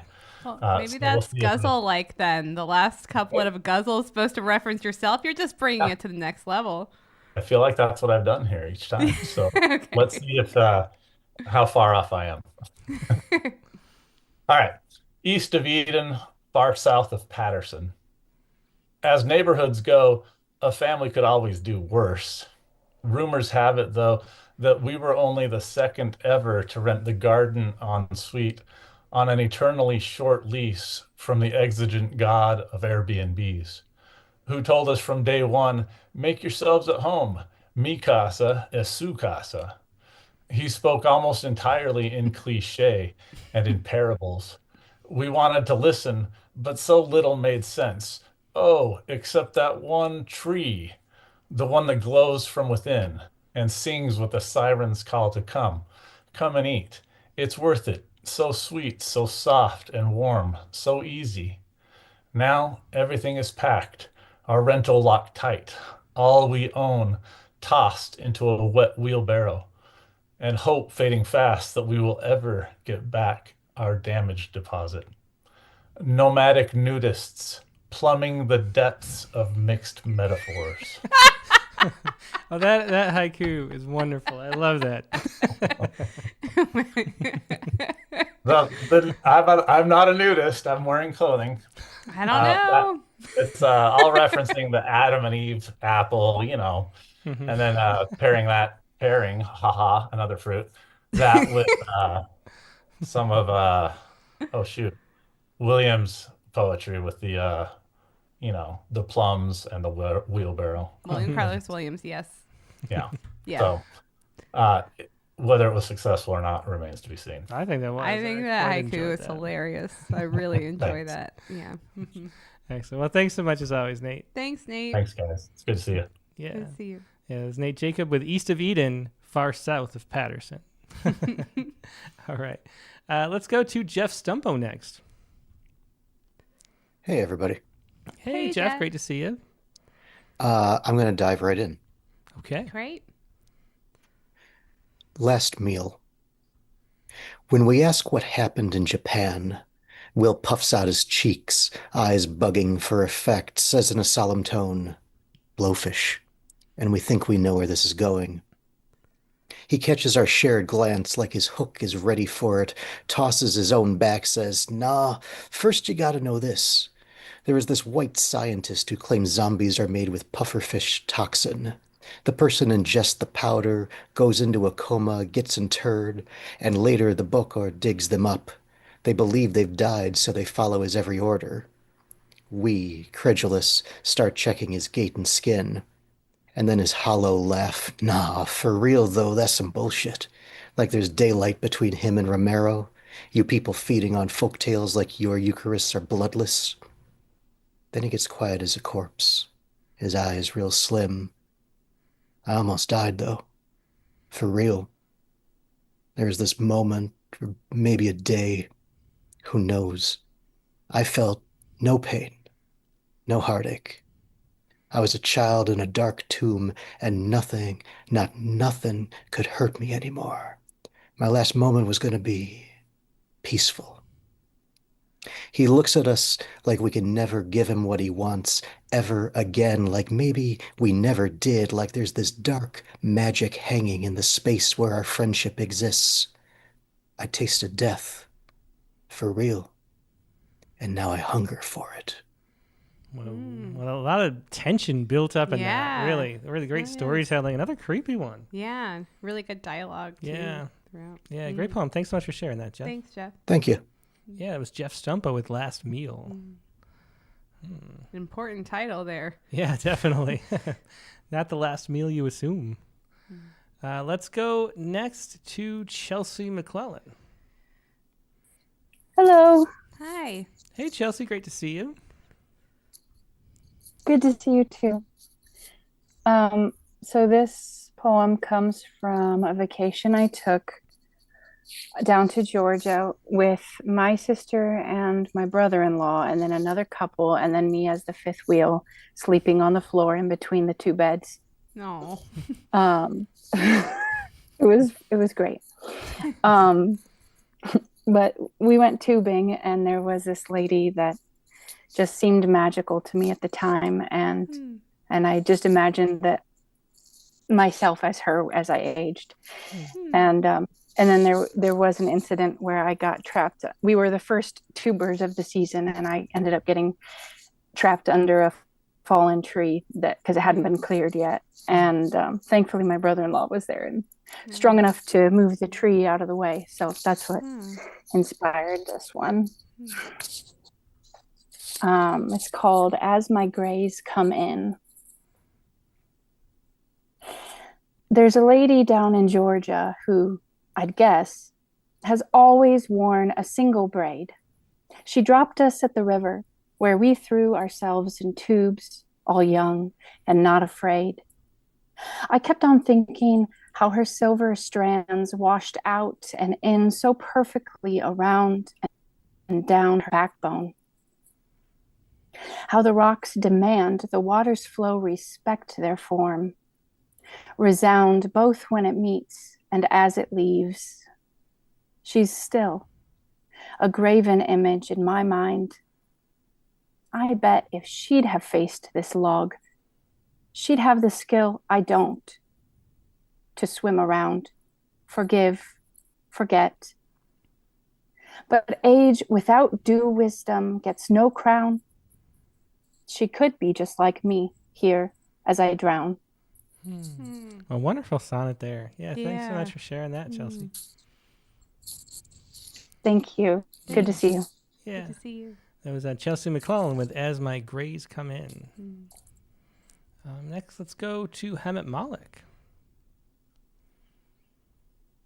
Hi. Hi. Hey, Hemet, great to see you. Hey. You too. Sorry, I've got a bit of a cold, so I might sound a bit I'm funny. sorry to hear. A lot of that going around. Yeah, I think we got him at sick from Texas. From Minnesota. 15,000 miles away or whatever. Yeah. Okay. Absence makes the grass grow leaner on the other side. I had my first vacation in a decade this year. My family, all of them, went on a cruise. I said I'd stay to look after the cats. I couldn't wait for the day to come. Kept playing the holiday in my head. I'd make breakfast for me. 2 eggs, peppers, cheese, buttered sourdough. Eat it slowly. Fire up the espresso machine for just 1 cup. No yoga first and that fascia arm routine, then breakfast. And I'd get ready for work with the bathroom door wide open. Walk naked down the hall to get my clothes. Wait, music. Walk naked to New York jazz. Keep it playing all day for the cats. Come home and open the door to no one. Delicious. At night, the clock was louder, like a machine sewing canvas. The air fell faster without voices in its weft. Messages came, photos of them all, smiling. I barely recognized my son. Then one of the cats got sick. I followed him round with a mop for the week, sat staring while he stayed at the vet. I prayed, please come back. Please come back. Then they all did. And I felt like I needed a holiday after that holiday. I might take them with me next time. Oh, that's wonderful. Yeah, so many great poems in this prompt. I love these. Great storytelling. That was a wonderful one, too. Thanks so much, Hemet, for sharing that. Thank you. Yeah. It's Hemet Malik with Absence Makes the Grass Grow Leaner on the Other Side. Interesting with us coming up on a little vacation ourselves, too. Yes. Next, let's go to none other than Mike Bales.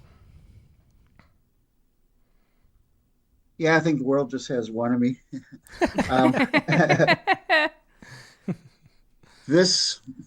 I have one big memory of San Diego.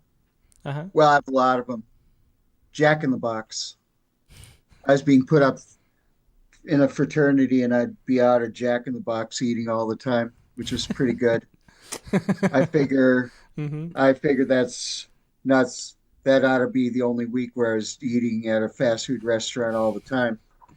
The poem San Diego, I emailed it to you. Yep, I got it. Yep.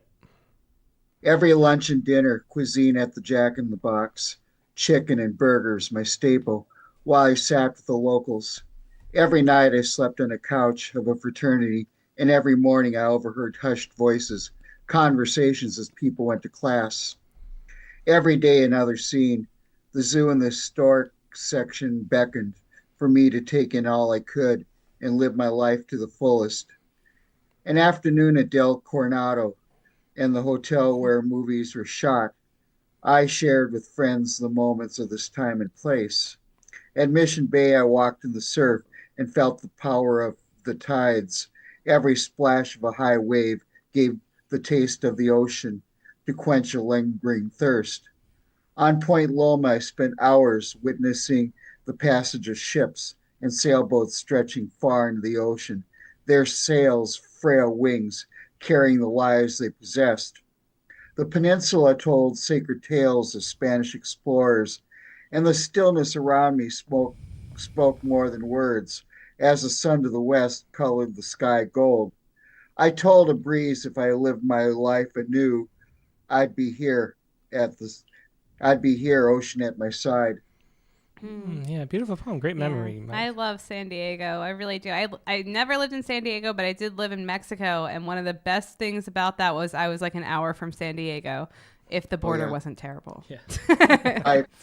I had two really big vacations. In 1979, I flew to San Diego. And the year after, a friend and I drove to Virginia Beach. So those are my two really big vacations. Otherwise, it seems like the weeks I take off are for writers' conferences or whatever. Well, those are big vacations in your mind, which is very important. Definitely, yeah. It's a vacation where I work my tail off. Yeah. All right. Well, thanks so much for sharing that, Mike. Always a pleasure. Okay, thanks. Yeah, that was Mike Bales with San Diego. Let's go next to Laura Berg. Hello. Hi, Laura. Hey, Laura. Great to see you. Well, I give it a whirl. I'm not sure there's a there, but we'll try. Okay. Too much pepper and a baby. That day, my husband ordered lobby, old bread soaked in chickpea stew, from a cart in Tunis in front of the court where we would adopt our daughter. The lobby arrived so full of peppers, his eyes stung before the spoon could touch his lips.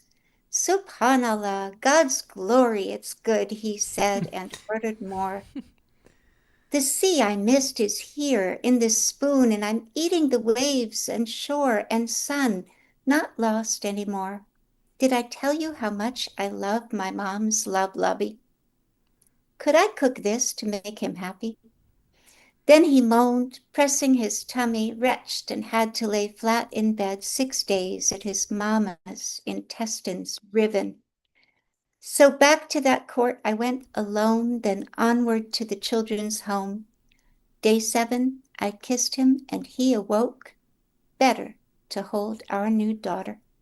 Aw. Well, that definitely works. I love that. So that line about his eyes stung before the spoon could touch his lips, and the sea I missed is here in the spoon. Yeah, I love that it's too. really beautiful.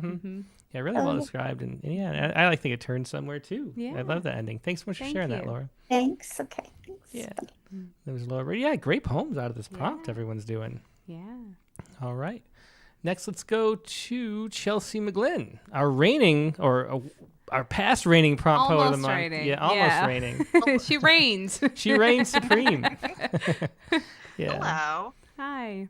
So I felt like you wrote this prompt for me because last week I told you I just got back from Yellowstone. So I wrote about my bison incident that I alluded to last time. Great. Yeah. I was hoping to hear it. Okay. Yeah. Right. All right. A buffalo buffaloes. The steam from the hot springs looks like smoke. The smoke tastes like rotten eggs. I hear sticks snapping on my left. My daughter chatters on my right. The bison huffs and paws the ground. I didn't know a bison was there. I've never seen an animal actually paw at the ground. I don't think the bison knew we were there. We back away on the boardwalk. My hands are tight on my daughter's shoulders. My daughter is in front of me. I coo nonsense songs under my breath. Who's a nice bison? Who's ready for bed? My daughter giggles. Why is my daughter in front of me? The bison rips a bush out of the ground with his horns. The bison flings the bush across the boardwalk. The bison charges. I turn my daughter around. I tell her walk, don't run, as fast as you can.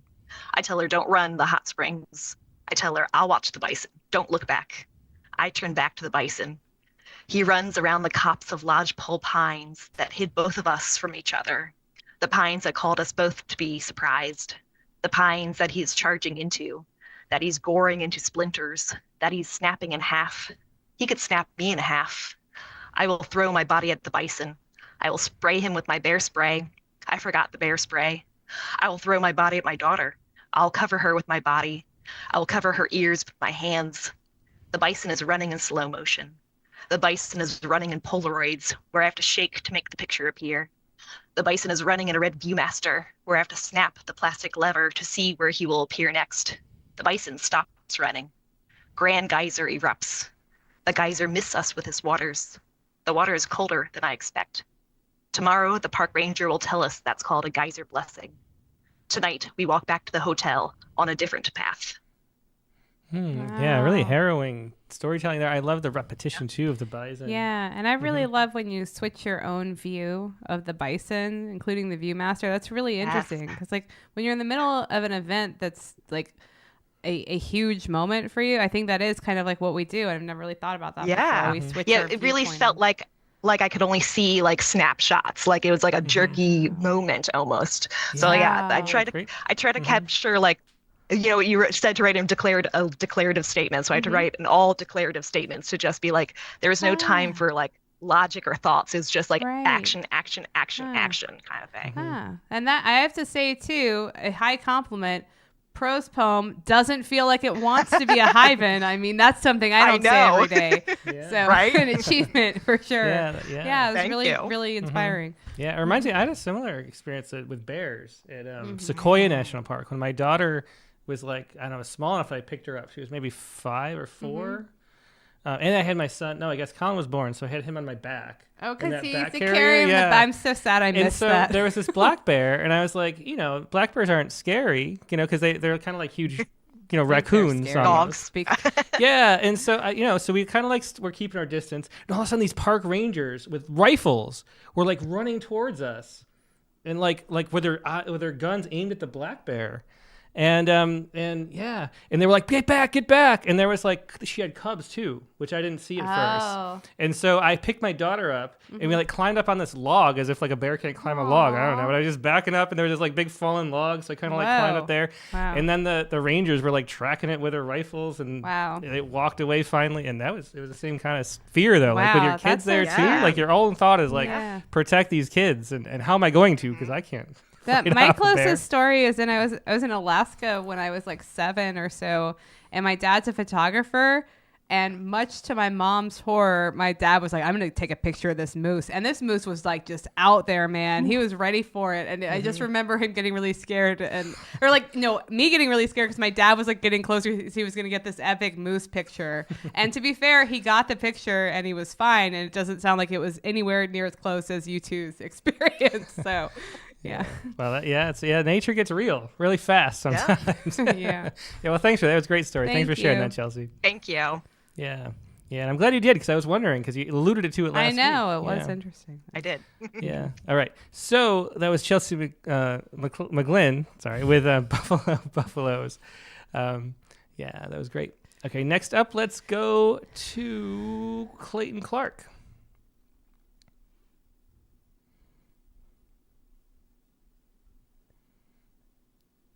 There it is. Hi. Yeah. Hey, Clayton. How you doing? I'm good. What a great night. Yeah, definitely. These poems are wonderful. I'm really enjoying the prompt lines. And of course, we are speaking with another former prompt poet of the month right now. That's true. We are live from our amazing pink room. What are the odds? Great.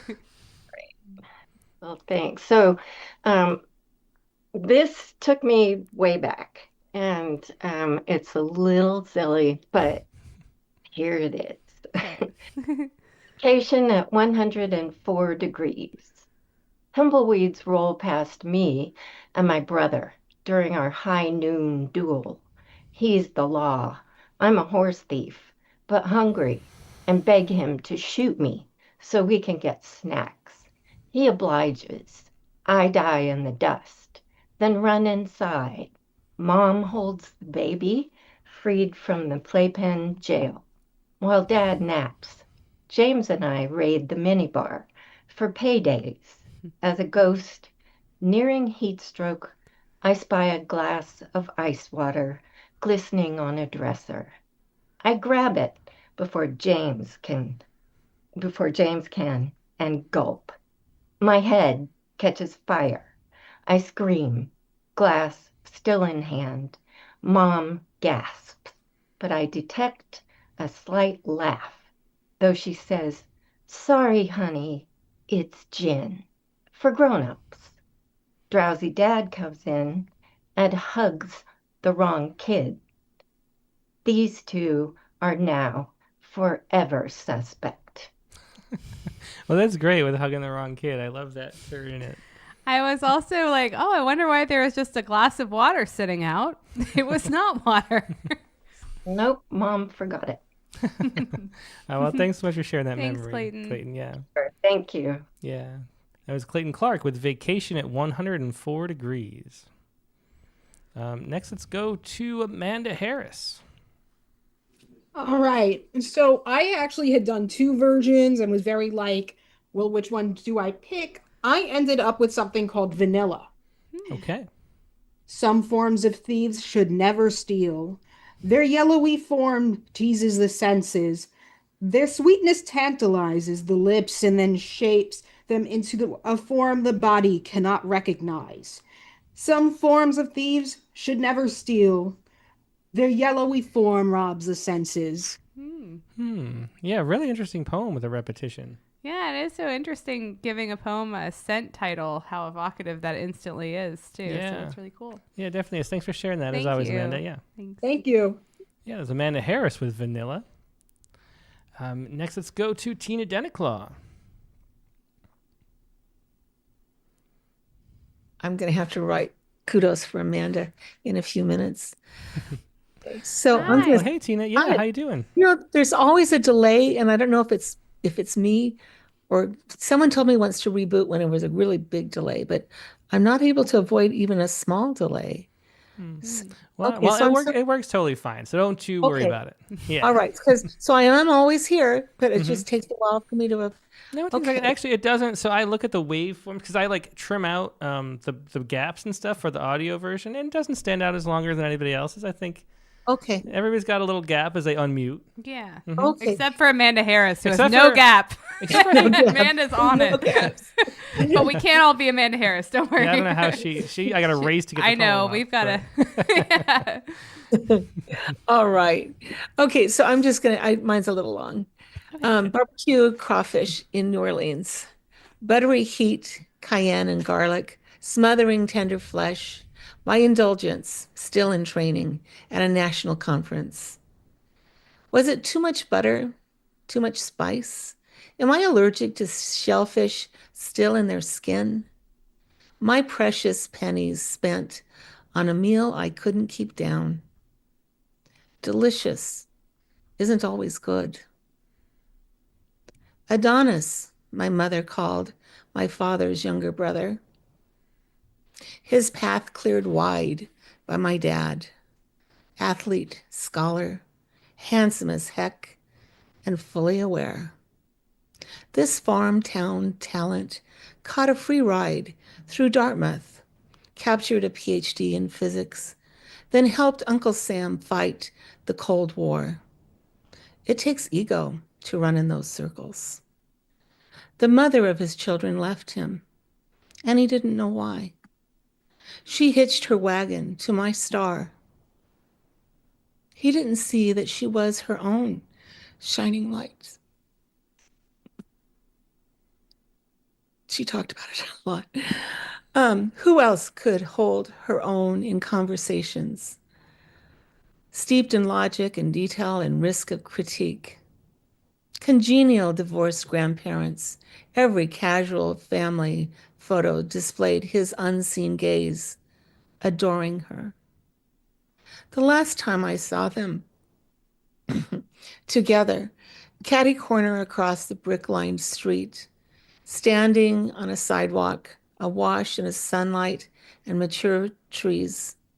She gestured, her arms stretched to the side as she articulated, He towered over her, leaning in, drinking up her words like a schoolboy in love for the first time. Oh, another beautiful memory to share. Thanks so much for sharing that, Tina. Yeah, it was a tremendous heartache for both of them till the very end. After he passed, she regretted that she left him. Mm-hmm. It was such a difficult thing for them to understand for each other. Yeah. Well, you have so many family history stories. I hope you're like collecting them in a book for your relatives and things to pass on. Because I have my grandmother had like stories like that, and I asked her to send them to me. And weirdly, she's passed away long since then, but she wrote it like as a little novel, but really the short story length. And I just want all the details and her telling her stories, you know. So I have these cassettes though that she had some family stories. I do, yeah. They're at the cabin. We'll bring them back. I have to say, like, nobody's going to feel that way after I die. They're going to be like, God, she wrote down everything. What's wrong with her? But it will. I mean, my point is, I think it'll mean a lot to family members too. Great, yeah. Anyway, I appreciate that. Yeah. I appreciate that. Yeah, I was just thinking today, though, tangentially, I think I'm going to save all my political poems for a book that's going to be called The Dark Years. It's just not safe to publish things right now. So anyway, I think you should publish them, and you can do it. I believe in you, Tina. Do it. There's no one coming for poets. It's true. Put it out there. We believe in you. Yeah. Well, thanks, Tina. And ice will show up at my door. Okay. Okay. Thank you, guys. Thanks, Tina. All right. Bye. Bye-bye. It was Tina Denniclaw with Barbecue Crawfish in New Orleans. All right. And let's go next to Dick Westheimer. So they're not coming for the poets? I don't think they're coming for the poets. They're coming for the I think if we're open and speak as much, it would be a lot harder for them to. That's true, too. Yeah. If it stops us from doing it, it is interesting. I think in cultures where poetry is much more currency, they're first on the list because they are truth tellers. That is definitely I guess. Yeah. Yeah. So it's a sad blessing that. Yeah, a blessing to be born in a country where people don't give a shit about poetry. Is that no? I'd take the risk. Anyway, happy vacation, you all. It's just delightful that somehow, Tim, somebody has entered your life who has convinced you to take a week off. I know that's literally what it took. So. Yeah, we already scheduled it, or else we probably would have canceled it with everything we have going on. So there's no way out of it. I feel forced, which is wonderful. Yeah. Well, I hope it is a true vacation and not just something relaxing. Well, Anyway, we're taking a pause from the poetry space for right now, so there is that. Yeah, but we'll be back. There is that. Yeah, miss it. Well, nice prompt. This one, it reminded me a little bit, and I don't know if speaking of poetry space or your discussion of William Carlos Williams and the Images, and him starting his famous Images poem with an assertion, and it's it felt like it was a cue to try to write a short piece that starts with an assertion and see what happens. Great. So I appreciated that. I got the assertion and the food you might not want to eat out of the way in the first line. Nice. Sufficient as always. Yeah. Yes. And pardon my Spanish as I read the title. Incidentally, it's short poem, so I have a moment here. The story behind this stems from our first day in Oaxaca. My wife ordered these eggs, and they came out and they had bugs on top, which are chapulines. And I, being a lifelong vegetarian, said, "I'll eat it." And I loved them. And the whole time we were in Oaxaca, I got chapulines anytime we could. And they're the snack in public squares. Everybody eats grasshoppers. Oh, wow. I did not know. And they're really good, even for a vegetarian. So upon ordering huevos Oaxacanos and discovering that everything tastes better with roasted grasshoppers on top. You should not eat chapulines unless you want bits of chitin between your teeth, unless you're not afraid of the truth, unless consuming a body whole is how you love the world. Walk in the meadow nearest your home. Listen to what you will eat. Dream the dream we all dream when grasshoppers sing us into a midday drowse. And at last you'll know you will be eaten too, wholly consumed by the earth and its microbes, except for your bones, which is the most woeful thing about dying, that you will never be completely known. Yeah, well, that's a wonderful ending, Dick. Yeah. And I love that story, too. Yeah. Yeah. Well, the story, I hid the story in the poem, and it's just like the last 2 weeks, I've just been like so surprised. That's why I write, and getting back to that surprise it's like a drug. Yeah. It is. Yeah, definitely is. Yeah. Well, thanks so much for sharing that, Dick. Yeah, that was great. Thank you. Thanks. Bye. All right. Yeah. It was Dick Westheimer with upon ordering huevos oaxaquaños. I should really be. It's so embarrassing. My Spanish never got as far as it should have, considering I lived in Mexico. It's awful. I'm embarrassed. And discovering that everything tastes better with roasted grasshoppers on top. Yeah. Great poem. I love the title too. Yeah. Thanks. All right. Yeah, that was Dick Westheimer. And next up, let's go to Megan McDonald.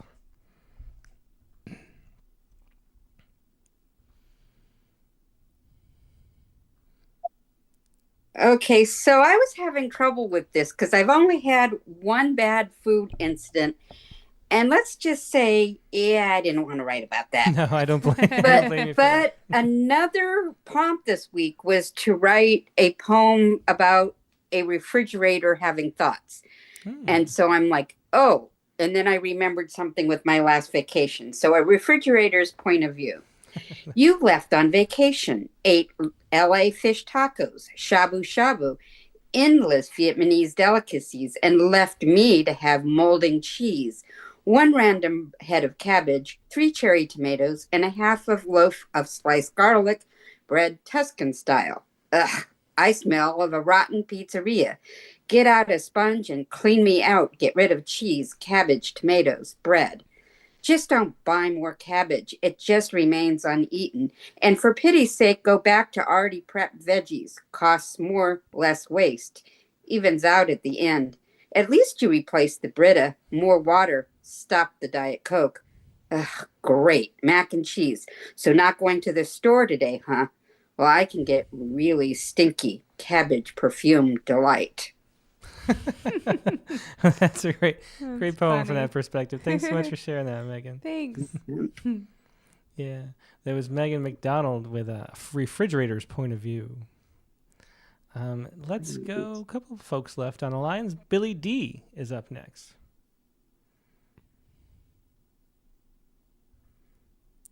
Hello. By the way, I leave my video off most of the time because I am not on fiber optic. I am on copper wire internet feed in a town of 650 people in southern New Mexico. So for bandwidth, I leave it off. But since we're pared down now, I hope I don't crash. This is a lineated haibun. Oh, cool. And that is kind of my specialty. Stone Circle Twilight near St. John's Well, County Cork, Ireland. Lord, I am a sinner. I linger now in this hallowed hush, waiting for grace, wrapped in a damp woolen cape. Ground mist spiked with peat smoke rising from scattered hearths. Here the shoulder-high stones seem to lean inward, as if guarding the sheep huddled within the sacred ring. I glance down the road to the village inn, dissolving into dark Celtic myth. First day of Lent, lamb knuckle stew, sweet with clabbered cream. Yeah, well, that's great. Yeah, really interesting poem. I love lineated haibun too, so that was really nice. Yeah, and a great example of what the haiku does, changing the meaning of everything, and twisting the poem. Yeah, really completely. wonderful. Yeah. And I'm a strong believer in a highly disjunctive haiku verse. Me too. Yeah, definitely. Yeah, we definitely are. One and the same for sure. Thanks so much. Yeah, thanks, Billy. Yeah, it was Billy D with Stone Circle Twilight. Next up is Ali Inam. Hello. Hi. Hey, Ali, how you doing? I'm all right. It was hailing here not that long ago. Now it's stopped. Oh, wow. Where is it you are again? I can't remember. I'm in Alberta, Canada. Okay, wow. Well, so glad to have you here. What do you have for us? Yeah, I had trouble with the prompt as well, but I tried. This is my 5th grade vacation. One humid summer I ate a fire ant. A crunch, then zingy sherbet grazed my tongue, with flame stolen from alcohol encased in its exoskeleton. What is an ant but an ember that can crawl and sting and build colonies, engulfing all? Yeah, I love the concision and the little rhyme in there. Nice twisty little ant of a poem. Yeah, and I like how it looks ant-like because of the really short lines and the short words. It feels like it looks visually, you process it like a bunch of ants almost on the page. That's really interesting. Yeah, it definitely is. Thank you. Yeah, thanks. That was Ali Inam with My 5th Grade Vacation. Let's see. Anything else on the Zoom that we missed? No, let's move on to a few folks who we'd like to share their poems to. Brian O'Sullivan sent one in. I know he was here earlier. This is Brian O'Sullivan's poem, Rotten Apple. We'll read that.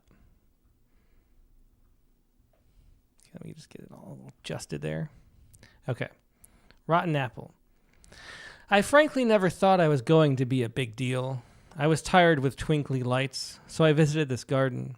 I like roses and black dahlias and such, but I feel the most for the dirt beneath them. Even in Eden, that perpetual vacation spot, dirt was real, granular and sticky. And especially back then, when I was still doing the gossamer thing, the mealy texture of the earth is what I craved, maybe even what I love, so to speak. Oh yes, really. I was not made without the gaping yen for roots and branching, the wildly and maniacally clamoring need for that hearty leaven of the endless days, that touchy-feely thing called love. But I always loved the uneven, the broken. To some, the wholesome may appeal. Me, I like the messy. It's the whole reason heaven was so damned annoying. But that Seelie woman in the garden, she was 7 times messier even than dirt. Cheerful, yes, but real. She didn't know or care about rhyming or reasoning. Not one to make a deal. She simply existed, which interested me. So then I spoke with her. I didn't really have a plan, but her habitual cleaving to simplicity, it could almost heal me, if only it didn't leave me sick and heaving. She provoked me incessantly, you see, and I had to test her easy believing. And I was surprised how fast it yielded to me. A little questioning, and she sensed that living meant breaking. And so, at last, she broke the apple's flesh. And you people still are grieving. It was, I think, regrettable, not just for you, but for me, and especially for snakes left sniveling in the dirt. That part, you know, is heresy. Oh well, vacations end. Living fills up every idle vacancy. This is the truth, though they say I love deceiving. Really interesting poem. Another callback to Eden. Yeah. Rotten Apple. Nice line breaks. Yeah, too. definitely. I like that. Yeah, thanks so much for sharing that, Brian. Let's see who else. The regulars sent some poems in. We have also Nivi Dita Karthik. She's got this prompt poem here. I'll read that too. The beach. Inky blue waves, gentle kiss, perfect, pristine, pure white sands, and retreat, only to come back again for another, and then another, and then another. Despite the travails and the tides and the madness of the moon, the sand and sea never part ways. That is the essence of true love. And so romantic thoughts secured firmly in my mind and floating freely around my heart, I went for a post-dinner stroll on the beach, hoping to find this essence. Me in a teal blue dress and tan heels, with my wavy hair blowing gently around me, stepped out from the restaurant right onto the beach, one step closer to the shore, closer to the essence of true love. 2 steps, 3, 10, 15, and then I tasted it. Gritty, grainy, and slightly salty. It filled my mouth unpleasantly, and no amount of gargling could wash away the taste. That was when, true love or not, a magical beach proposal or not, note to self, don't wear heels on a beach. Aw. That would be rough, I imagine. Yeah. Yeah, that was The Beach by Nivy. Thanks as always for sharing that, Nivy. And let's read Ted Bernal Guevara's poem, too. This is Ted says, Dear Tim and Katie, the appetizer ceviche, right? Ceviche. Yeah. Originated from Peru. Now every Latin American country has a version of it. I think the far Philippines has one too, called sisi. The one I'm referring to in the poem is Costa Rican, and it may not even be food. Sincerely, Ted. So here's the ceviche that Ted shares with us in his photo. It looks delicious to me. I'd like to eat some of that. It's like marinated in a lot of acid, so that it's almost like cooked in the acid with like fish. Interesting. Yeah. Oh, interesting. Okay. Yeah. And let's see his poem. It's right here. Ceviche. Well, this has an A though. I don't know. Okay. That's ceviche. a different word, right? I think so. Okay. That's a different word than ceviche. Yeah. It was ceviche. nice. Okay. I've tasted you, and you became a crave after I've left your country. I can't say I'd look for someone to imitate you. You're not a recipe. You're a marinated shock of desperate lemon and self-conscious lime. I like that description. You're glinting shrimp, attacking mango, onions, tomato, thyme, cilantro. You're sensible squid that has slipped away from my hands, ink black to taint my veins. My age can take it, this lovely sinew. Skewer what's left of crimson in my body. Olive oil caresses the heart. You trip my balance, my head full of contusions, throbbing to get me back in the path of you. The jutting bricks you are, and all the smooth ones. You're a recipe in my disillusionment, my covet, my tongue, though it should have never seeks another chance. I thought about doing an anti-ode for the next prompt, and that would have fit the bill. That's an anti-ode. Yeah. What a funny line that line was. Yeah, that was a great line. That's Ted Bernal Guevara with ceviche or ceviche? That's a different word. He has it spelled ceviche, and then it's on something there, different. Yeah, yeah, he's always got a lot of tricks and he wordplay sure in his does. poems. He sure does. Yeah. Keeps us on our toes. He does. That's Ted Bernal Guevara, though. Thanks for sharing that, Ted. And yeah, that's going to wrap it up for today. The prompt for next week, actually, I got to say, like we've been alluding to, we haven't mentioned it yet, we're going to be taking a vacation a bit from the Rattlecast. So next week's episode, I won't say, but, well, I'm ruining everything. It's going to be 2 weeks for this prompt, okay? That's what I'm trying to get at. So the prompt for 2 weeks from now. So with it being 2 weeks, I wanted to give us a little bit more of a challenge. Now, usually when I say challenge, we get into forms, maybe older forms that we're not as familiar to write, not like an American sonnet that apparently is just 14 lines of anything. Okay. But so this one, we are going to write a poem with a specific type of poetic structure, either from the book Structure and Surprise, Engaging Poetic Turns by Michael Thune, or from the book's website. And then I list the website there. So the deal is that there's a great website that lists most of these different types of poetic structure. It's a really good book. We also went in depth to talk about this book on, I think it was episode 52 of the Poetry Space. So if you want to go back to before we had these fancy microphones to record with and listen to the audio of that. Yeah, that's a sound engineer. I became obsessed with the book then, and it's a really excellent book that tries to break down the various ways that successful contemporary poetry is written. And so pick one that speaks to you. And then also, too, the idea is that we're going to talk about when we share the poem, like which structure we picked from that. So they're all named and they're really interesting. So you can read the book if you want. I don't know the author. This isn't some shilling situation for him. I just think it's a really good book that more people should know about. And there are a lot on the website too. So you definitely don't have to buy the book or anything to check them out. Yeah, so. And that website, you can see it on the screen, but for those just listening, it's structureandsurprise.com. It's all one word, structureandsurprise.com. So find that there. So a little bit more homeworky of a prompt, but I think we have 2 weeks. I think we can do it. I think you can, yeah. All right. So that is the prompt for next week. Again, write a poem with a 2 specific... weeks from now. 2 weeks for... write a poem with a specific type of poetic structure, either from the book Structures and Surprise, Engaging Poetic Turns by Michael Thune, or the book's website, structureandsurprise.com. So, yeah. And then the guests this week, or next week on the Rattlecast, we're not having a live show, but we are having a live premiere, as they call it, on YouTube. And it's going to be our conversation with food giant Ruth Reichel. Now, she was the interviewee for the food poems issue. Katie and I did that interview together because Katie is such a food wonderful chef herself, or cook, I guess. And because I said she would be literally the best person in the world to do the interview. Let's see if she'll do it. And then she actually said yes. She did, yeah. So that's it's like the third person in a row who's like, who would the best person possible be to talk to about this topic? They say yes. And then they just say yes. Yeah, They're like, oh, pretty amazing. that'd be fun to talk about poetry. Yeah. And so, just never hesitate to ask. But we had a really fun time for an hour talking with Ruth Reichel. That was, of course, in print in Rattle number 88. But if you want to just watch and enjoy or listen on a podcast, you can do that next week with our conversation with Ruth Reichel at the regular time, 8 p.m. Eastern on July 20th. And also, I should note the critique of the week. We're going to skip 2 of those, so there are no critiques the next 2 Fridays. No poetry space also. No poetry space but also. But we'll be back with all these wonderful things. We will be back on July 27th with a special show 2 for the Rattlecast, and then we'll be back to regular business. So hope y'all you can gather around on the live premieres. The chat windows will be open, so you can all watch it together. We'll try to pop in. Yeah, we will try to if we can. If we have service at the time, we'll try service. to be there. Mm-hmm. Mm-hmm. And then I also want to encourage everyone to talk about next week's prompt with the Structure and Surprise in the Prompt Lines group on Facebook. If you see one of the structures that's cool or you don't understand it and want to ask people about it, I think it'd be a good time for us to all stay in contact and everything then too. Yeah, that'd be great too. And of course, don't forget that the Rattle Poetry Prize deadline is on Tuesday night. So anyway, it's going to be great couple of weeks. Hope to enjoy Ruth Reichel's interview next week, and we'll see you in 2 weeks. Have a good night. Good night.